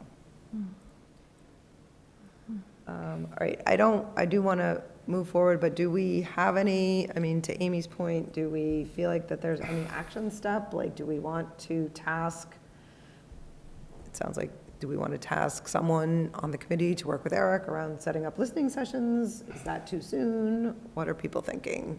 Or is there some other action? Eric? I mean, I don't think it's too soon. It's never too soon. Have them. Yeah. Start them. Learn No, something. I don't either. I'm trying to Yeah. be. Yeah. Yeah, it's a little juggling match. The next 2 months is always a juggle, but I think you got to get people in the room. You got to get people, it could be 5 people in the room to start, then I don't 10, even then think- 20. Right, small Could be listening sessions could be good. over at the COA next door with 7 people. I don't, Do we feel like it's something that we need, like, what do you feel like, what do everybody feel like we need? Like, do we want, I don't know, like, do we want a member of the committee working with Eric? Do you want, like, I don't know who's running the listening sessions, I don't know, like. I mean, I'm happy to help. I'm not like a trained facilitator or survey provider, but I'm happy to be there and listen to people, I mean, or not, you know, just. I'm going to be frank and say there might be some benefit to either Kristen or Megan, only because we're, like, we're newer. You're joined after many of the decisions were made. And so when we're striving for was a forward-looking, like, I'm happy to be there, just to be clear with the public. I'm completely happy to be at a listening session. I don't know, but I don't know, what do you think in terms of what you need in terms of?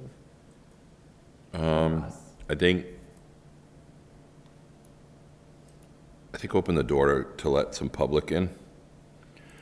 So I'm just going to use an example. If I'm standing in front of all these people in the room from all the sides, it's not beneficial to open the trust door. So I think it's an opportunity for us to, have a committee member, have a couple committee members at each one, so that you're kind of hearing what's going on, because ultimately it comes back here for that forward vote. But also give different people in the community, there are clearly anxious people. We've had several speak tonight. We've had several speak at other meetings that would be involved. And really just to mediate, like, okay, let's go through a process of, here's what we're trying to do. We're trying to come to some decision. I mean, we have 2 lines that describe what we're trying to do. What do you think? And let it go. I mean, it has to be unbound, I think, a little bit too. And people might get upset. They might get angry. That's okay. That's part of the process. It's part of the community process. But I think ultimately we can get that into some form of action, or at least starting to look like action that we can drive forward. So I think invite some people in from out in the community who are not school people. Oh, yeah, no, definitely. You know what I mean? Like, I can send a message out to all the parents Right, but are you tonight. saying that invite people in, are you saying, no, I definitely. Help agree. facilitate. Maybe you have To three help or four facilitators. I volunteer. No, I mean, I think that could be an interesting, I mean, everything is fraught, right? Because it's like, if you select the facilitator, then, but I think it's, there's never going to be the perfect thing, but I think that's a good starting point, is to try to do that. And I think maybe try to be balanced and and I think We have a volunteer in the room. I think that's great. No, I think that's great. So new still, do we, can Eric like form a do you form a committee with? He doesn't have, I mean, in No. other words, that's the beauty of that, Okay. is he wouldn't He's have to not be bound to forming a that. committee. Eric could Okay. just do that. We could vote to task Eric with doing that, but, and then, in a listening session, I mean, there's like logistics around, committee members could be there, but if you've got a quorum there, then you have to post it as meeting, whatever, so we would, and then you end up with this kind of an awkward conversation instead of, if I went to something like that, I wouldn't anticipate speaking. right, You know, we like, could all just observe, I mean, those are different, we can deal with all of that later, like, in other words, because I wouldn't want it to be run like a school committee meeting, it would just be us, because the point is we're listening. So, So we generally just task me with putting together a plan for developing at least. process a for process for listening sessions, yeah. Okay. I move that we task Superintendent Eric Tracy to develop a process to establish listening sessions to move forward potential options with the elementary school facilities. Second. All right, I heard second by Amy Kumberger. Does anybody have any questions? All right, looks like we're ready to vote. All those in favor? And that is unanimous of the 4 members present, and the motion passes. From Megan's lovely motion there, which I didn't restate, so I didn't write it down, but it was good. Listening sessions. They're not brief, my motions. Thorough, it's okay. Okay, thank you all. All right, next up, Vinny with the year-end forecast. Everybody's favorite part of the night. Woo-hoo!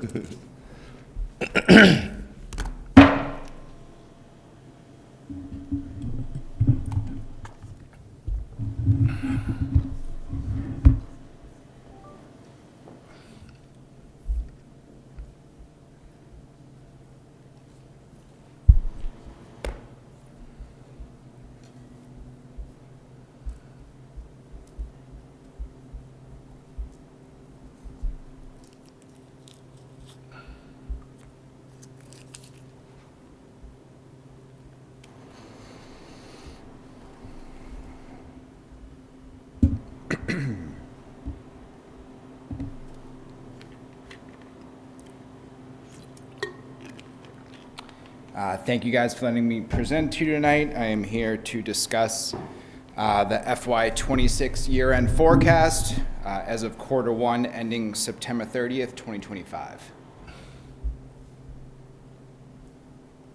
Doesn't want to work. Okay. So as you probably know, quarter 1 means that 25% of our fiscal year has passed.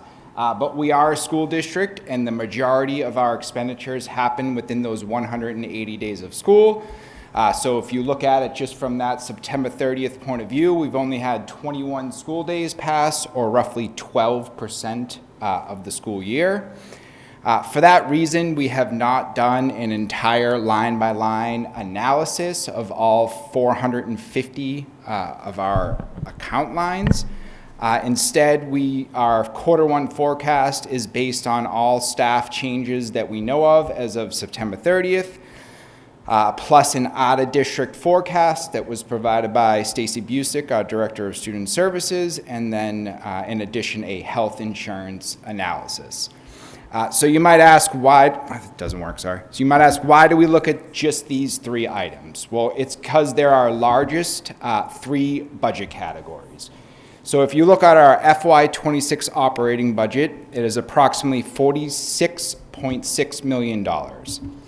You look at salaries, this is our number 1 budget category. It represents $27.6 million of our $46.6 million operating budget, or roughly 59%. You then add in our out-of-district tuitions that has a budget of just under $4.6 million. You're analyzing another 10% of our operating budget. Then you throw in our health insurance premiums, which our budget is approximately $4.1 million. You've just added 9%. So amongst these three budget categories, we've covered $36.3 million, or roughly 78% of our budget. So although we don't go through an entire line-by-line analysis, we do cover more than the majority of our budget during our Q1 review. So I'm going to briefly go over kind of the major changes in these three categories. With staffing, I'm heavily involved in staffing changes in payroll. Every payroll that we post, I'm reconciling it to the dollar for everyone's gross pay, back to the budget, back to wherever the major changes are. So from September 30th, I can accurately predict if the year were to end right now and we didn't have any other changes, that we would end with this residual balance. I'm obviously not going to go over every line item here. I'm kind of just going to go over the top, everything kind of plus and minus $10,000. But obviously, if you have any questions, please don't hesitate to ask. Without a doubt, the biggest thing we see year over year with our staffing changes usually is our staff turnover. For those of you who have been on the committee for a long time, we budget somebody at a certain salary rate, but for whatever reason, if they're not here a year later when the budget actually comes and turns into actuals, they could have resigned, they could have retired late, or we could have just asked them not to come back. We generally try to bring in a staff member who is lower on the salary scale, whether it's lower educational degree or lower step, less experience. They come in making less money, so we have salary savings because of that staff turnover. That is our biggest line item. We're seeing about a $250,000 balance. We also have retirement savings. So when we go to set the budget, if we get notification before December 1st that somebody's retiring, we recognize those savings within our budget and lower the salary amount that we're budgeting for that individual. If they don't give us that notification by December 1st, they're not included, but we still had some retirements that we received notification after. When we rehired for those positions, we realized savings of another $93,000. There is savings from our STEM hires. So when we are in FY26, we had 2 new STEM positions at the elementary level. Those were brand new positions, so we didn't have anyone in those seats at the time. Because this was a specialty position, we didn't budget what we normally budget for a position. We normally budget around a master's step 5, but because this was a more unique position, we budgeted around a master's 30, step 11. When we hired those 2 individuals, it was mixed. We hired someone on the high end and we hired someone on the low end. When you net the 2 together and compare it to the budget, we had savings of $24,000. I'm pretty honest with my budgeting. I did have a budget error while creating the budget last year. I accidentally graded somebody at a step 12 when they were really a step 10. If you look at our old salary schedule, the bachelor's column only had 9 steps. But when we signed the new contract, that turned into 12. When I set the budget, I immediately put that person at a step 12, when in all reality, they should have gone to a step 9. It ultimately resulted in savings of about $12,000. Last but not least, there's a second part of the STEM positions. When we originally went to set the budget, we knew there was going to be a 2.0 FTE spread across 3 schools. If you divide 2 by 3, it gives you 0.6666. We knew there wasn't going to be a 0.666 person at every school. It was either going to be a 0.7 or a 0.6. So during the budget process, we simply just put a 0.7 at each of the 3 schools. Add that together, it's a 2.1, so there's a 0.1 FTE savings. That 0.1 represents $10,241. Okay, so those are everything, savings over $10,000. Now to go backwards, some of our deficits, things that cost us money so far this year. We definitely needed some more summer technology help over the past summer. Usually we have kind of one student helper come in and help deploy all of the new iPads and all of the new laptops. But this summer, it was a little more unique in that at the end of FY25, we purchased a larger amount of technology. On top of that, we switched over our student information management system this summer. We went from Aspen to PowerSchool, and I will speak on behalf of the entire IT department. It was an absolute nightmare for them, and they did have to call in additional help during the summer to help make that transition. In addition, we did have a few employees who received a little bit above the budgeted COLA, and in addition, some of their work year was extended, which did cost us roughly about $13,000 more. There was a need at the Winthrop Elementary School for 2 additional ESPs. Combined, it did cost us over $56,000 to fill those positions. That is going to be something the school committee did approve back in September, and will be something that carries through to the first rendition of the 27 budget request that you will see next week. Last but not least, we have late retirements. So that's a little bit different than my retirements up above. I'm going to explain it the best I can. We could receive a retirement notification that says they're going to retire on September 30th. So that's, roughly 15 days into the school year. We find it very difficult for, let's just say, a first grade student to meet their teacher on day 1 and have them leave 20 days later and meet a new teacher. So we hire their replacement day 1. That means for those 15 days, we have technically 2 staff members. So in certain instances, if we receive notification that they're not retiring on June 30th, we might not lower their salary in the budget process because we know there's going to be 2 individuals there. So this did happen with 3 instances this year where we had late retirements going somewhere between October and November, and we had more individuals there than we would have anticipated. That roughly cost $67,000. So you roll all these things together within our salaries.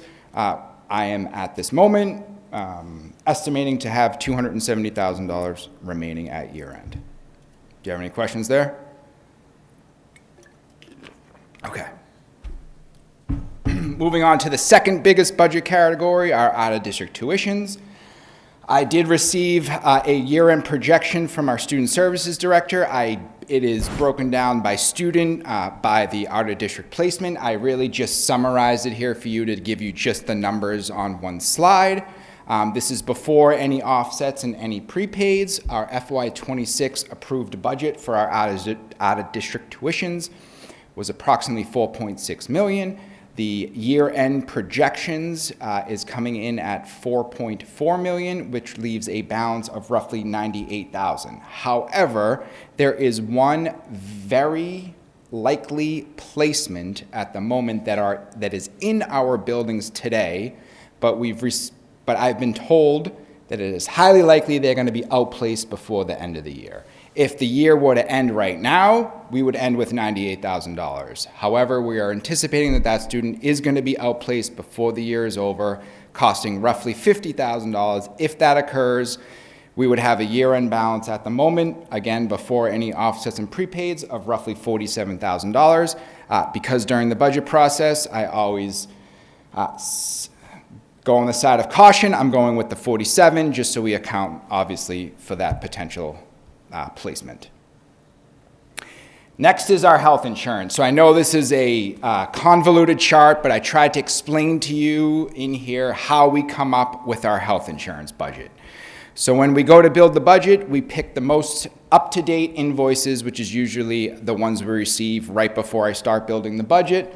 I had my pointer. If you look at the top, it's based on our October 2024 invoices. That's what we set our 2026 budget off of. If you go and look at those invoices, there is a little less than 392 bodies on our health insurance. The reason it's a little less, if you recall from our budget cycle, whenever there is a vacant position, I always budget the full cost of a family HMO for that individual. Because again, I always try to cover our potential liability. So when that person does come to hire, we at least have the funds there to cover a family plan for them if they choose. So if you go and look at that bill, again, it comes out to a little less, but for now we'll say it's 392 people. So the next column is the full cost of the FY25 plan. So for a HMO family plan, it costs roughly $36,000 a year for that one plan. You times that by your 68, you get your total premium cost for the year. But that's at the FY25 rate. Everyone knows your health insurance goes up every year. We predicted an 8% increase on our health insurance premiums. That was the exact amount of our actual increase. So we were exactly where we needed to be. So you multiply your full premium rate times your 8%.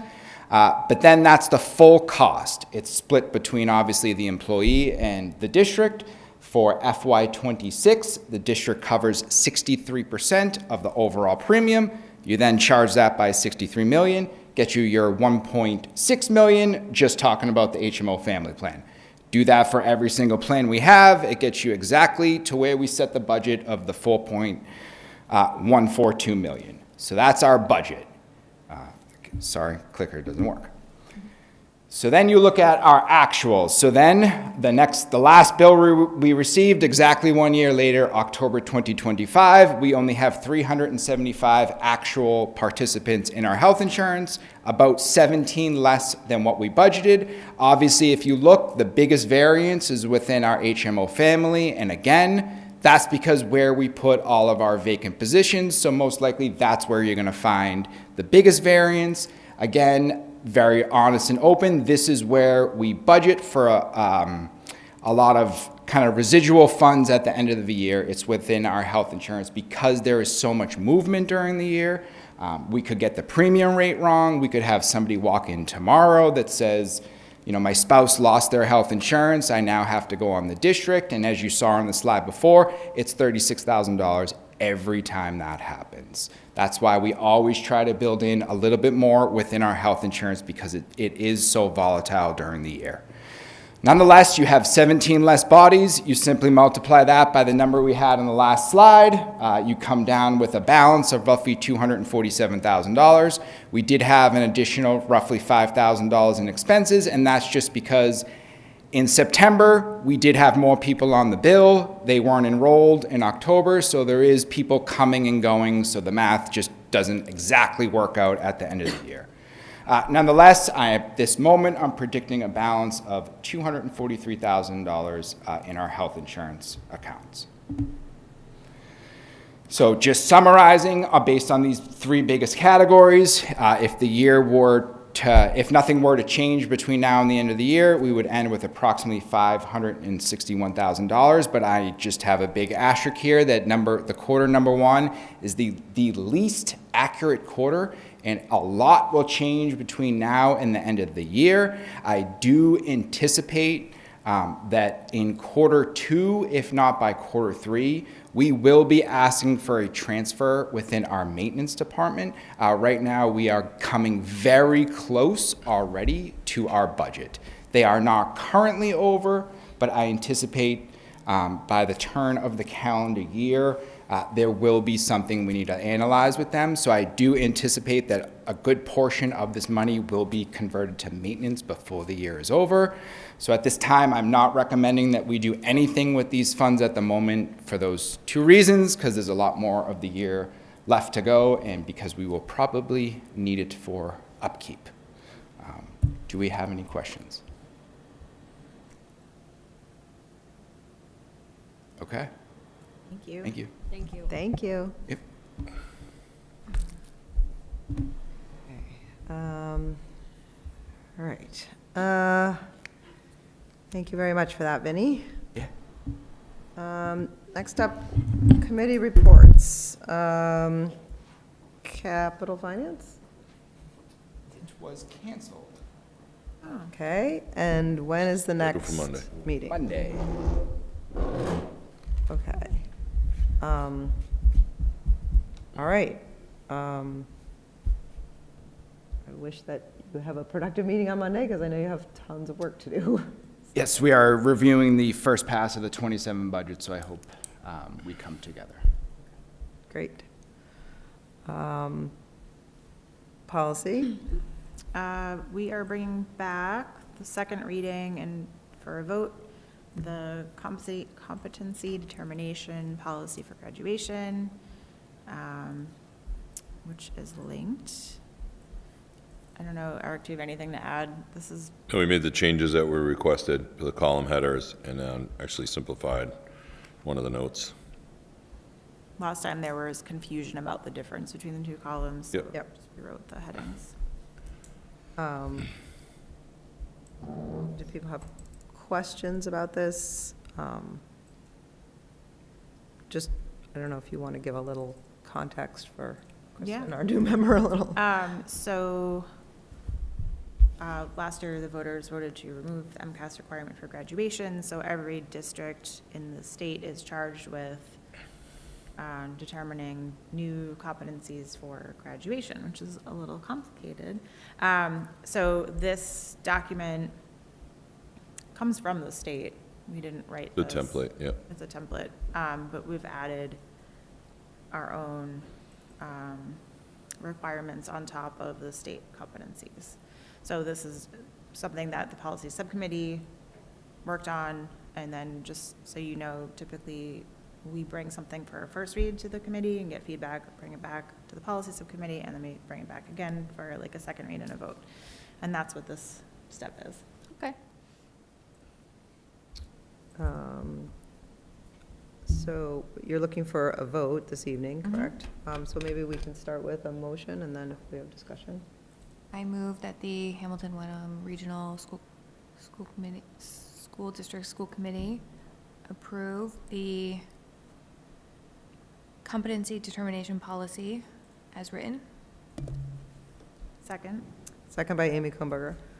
Does anybody have any questions on the policy or the changes that you see here? I have a question, not really about this, but I think I asked it before. When do we anticipate we're still waiting to hear, where do we stand with the state? They're gonna give us more changes. Correct. Do we know when that's happening? It's soon. Soon. It's supposed to be sometime next week. Yeah. Is one of the first releases of some of the information, and then I think you'll see more in December. There's a bit of a tug of war going on between the state, the governor's office, and Department of Education. So I'm not sure how that's going to pan out, but I'm assuming we'll have to bring this back at some point with changes. So I guess my only, I think you guys obviously did what we discussed, and, Yep. you know, Yep. but again, like, this is being having this document is required by the state. Correct. Even though it's possible that in just a matter of days, the state's going to tell us that we have to do something different. Correct.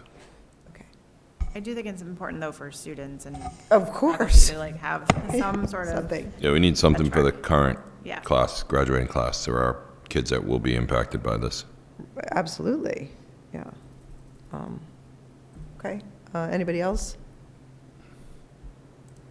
Okay. We had a motion and a second, so all those in favor? That is unanimous of the 4 members present, and the motion passes. Thank you to the policy subcommittee. Ready? And our next meeting is December 1st. Excellent. So negotiations, we have not met recently, but we now have a new member. And so I will be sending out,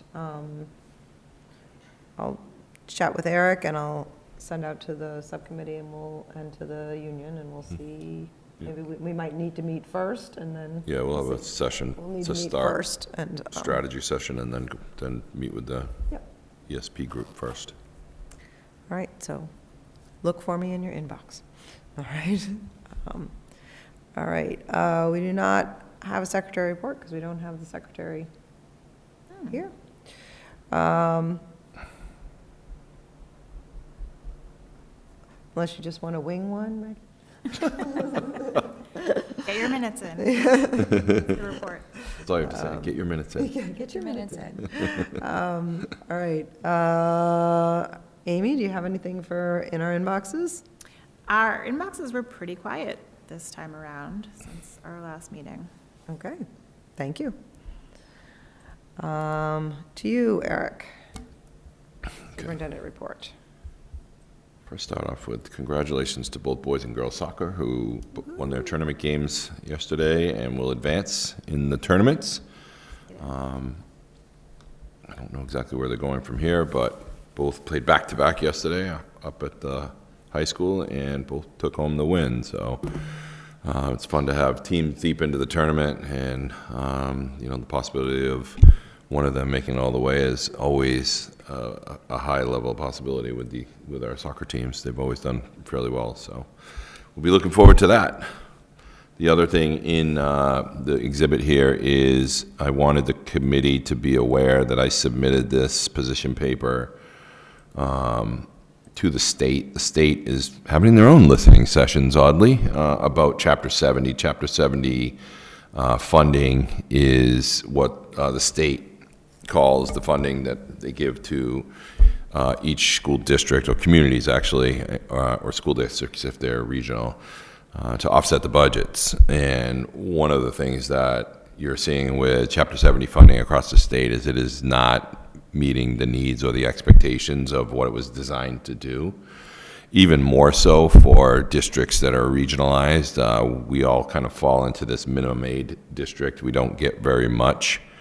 And because of the way the calculation is designed, inflation is capped within the calculation. So anything above 4.5% inflation doesn't get figured into the numbers that they give to the communities. So this is strictly my position on the position paper based on my experience here. And I understand the principles of Chapter 70. I outlined some of the burdens that are on taxpayers. I think this chart that I have up front is an important piece of the puzzle, and I'm going to just take a walk up there for a second.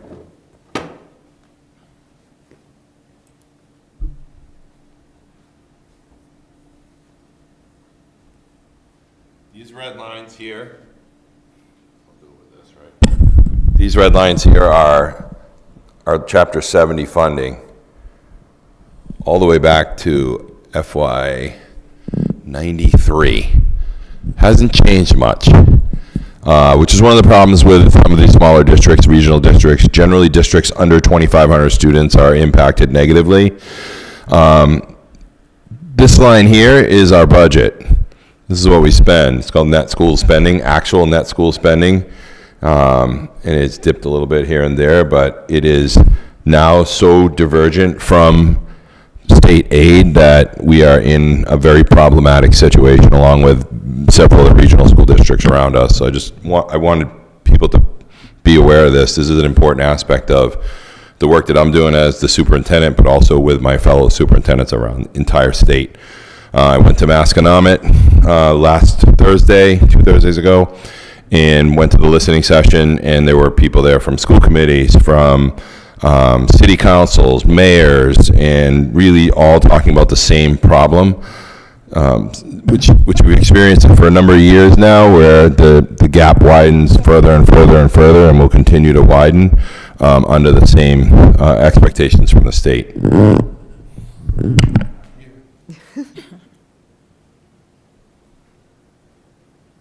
Should use Vinny's fancy pointer.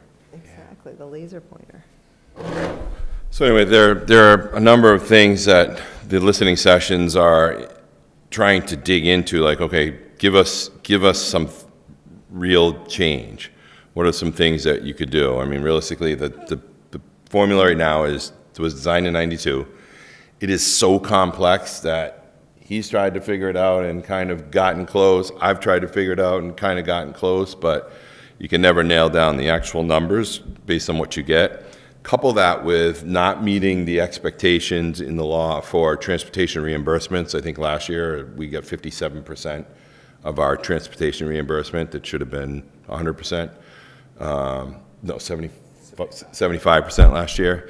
And and circuit breaker doesn't kick in until you exceed over $40,000 for reimbursements for special ed. So you're eating $40,000, the first $45,000, and then circuit breaker kicks in. So each of these three things are really doing some damage in the realm of school in general. You're seeing override votes in Georgetown that needed to pass to keep their school system afloat. Override vote in Amesbury, fourth year of cutting over $1 million out of their school budget. It's because the state aid's really fallen off the shelf for a lot of these smaller communities. So this was my position paper that I sent to the state, and I'll continue to do that work with the superintendent's group. We're all involved and all really pushing as hard as we can to get this formula changed so that it takes a better account for some of the things like establishing the factor that supplemental state aid to regional districts in minimal aid status, like you need a factor that takes into account the differences in regional school districts versus something like the city of Beverly.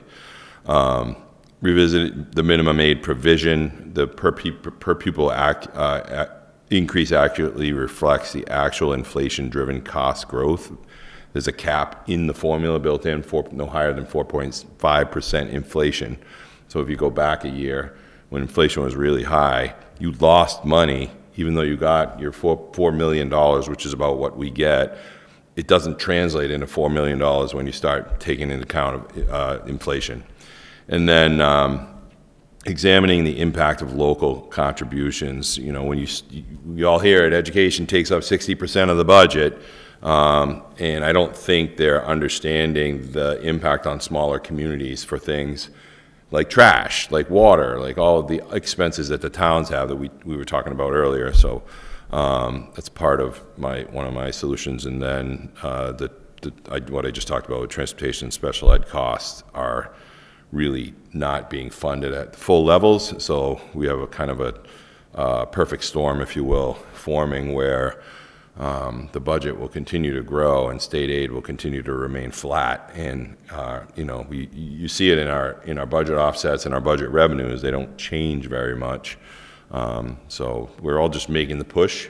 So if you do get an opportunity to go to a listening session, there's some fodder for you for regional school districts anyway, and we are different from cities, individual cities. So I just wanted you to be aware that this was out there, and I think it's an important conversation piece for the community to understand that we're really being penalized, the regional penalty, I call it, because of the failure of Chapter 70 to meet the needs of small districts like ours. Thank you. Yeah, thank you. Anybody have questions? No, thank you for writing this. This is really Yeah, good. yeah. No, I was going to say that for me, that the chart was very helpful to have in there. I enjoy a good chart. That was a good one. It was clear. He loves a good visual, right? Yeah, exactly. As those DECA students, when they showed their paper with all the, I mean, that was a pretty good executive summary. There you go. It was 4 pages long.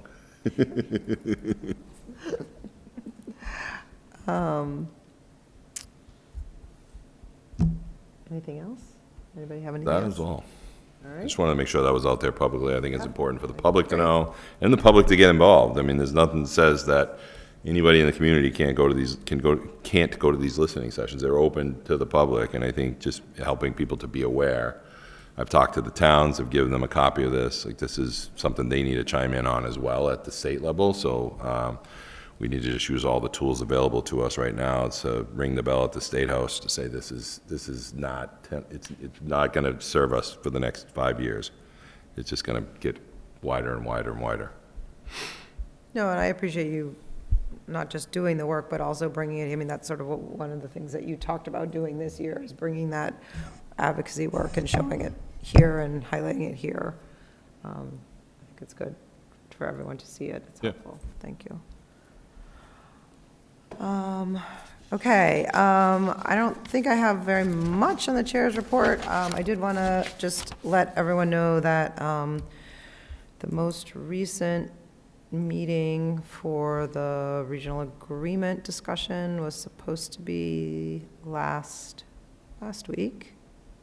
No? Yes. Yesterday. No, day before, two days ago.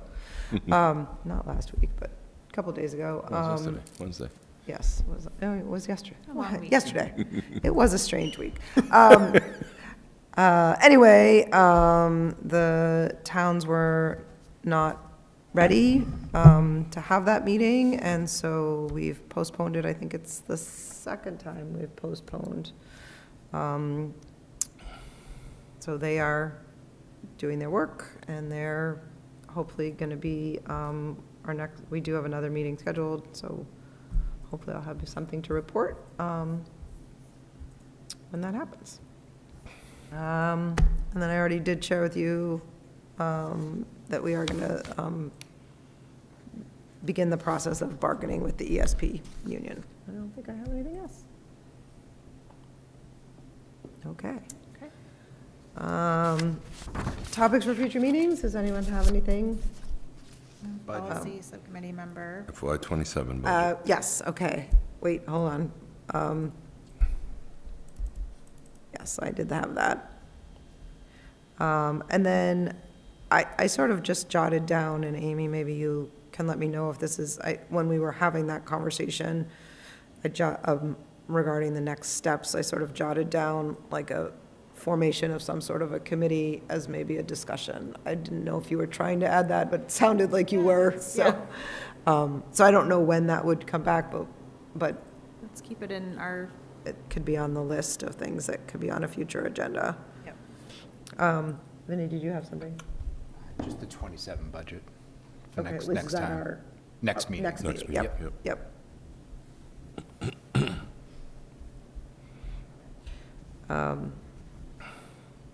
Might be a long one, Great. just, you know, if Yeah. you're Bring planning coffee. the agenda. Longer than tonight? Snacks? Okay. Depends what else is on there. All right, does anybody have anything else? nope. No? Anyone? I move to adjourn At? at 9:51. 9:51 PM. Second by Kristen, all those in favor? That's unanimous, and we are adjourned at 9:51. But we need to sign the lease, so don't run away. Yeah, don't run away. Oh, yeah. All right, good work, everybody. My foot's asleep. No, these chairs are okay. I think.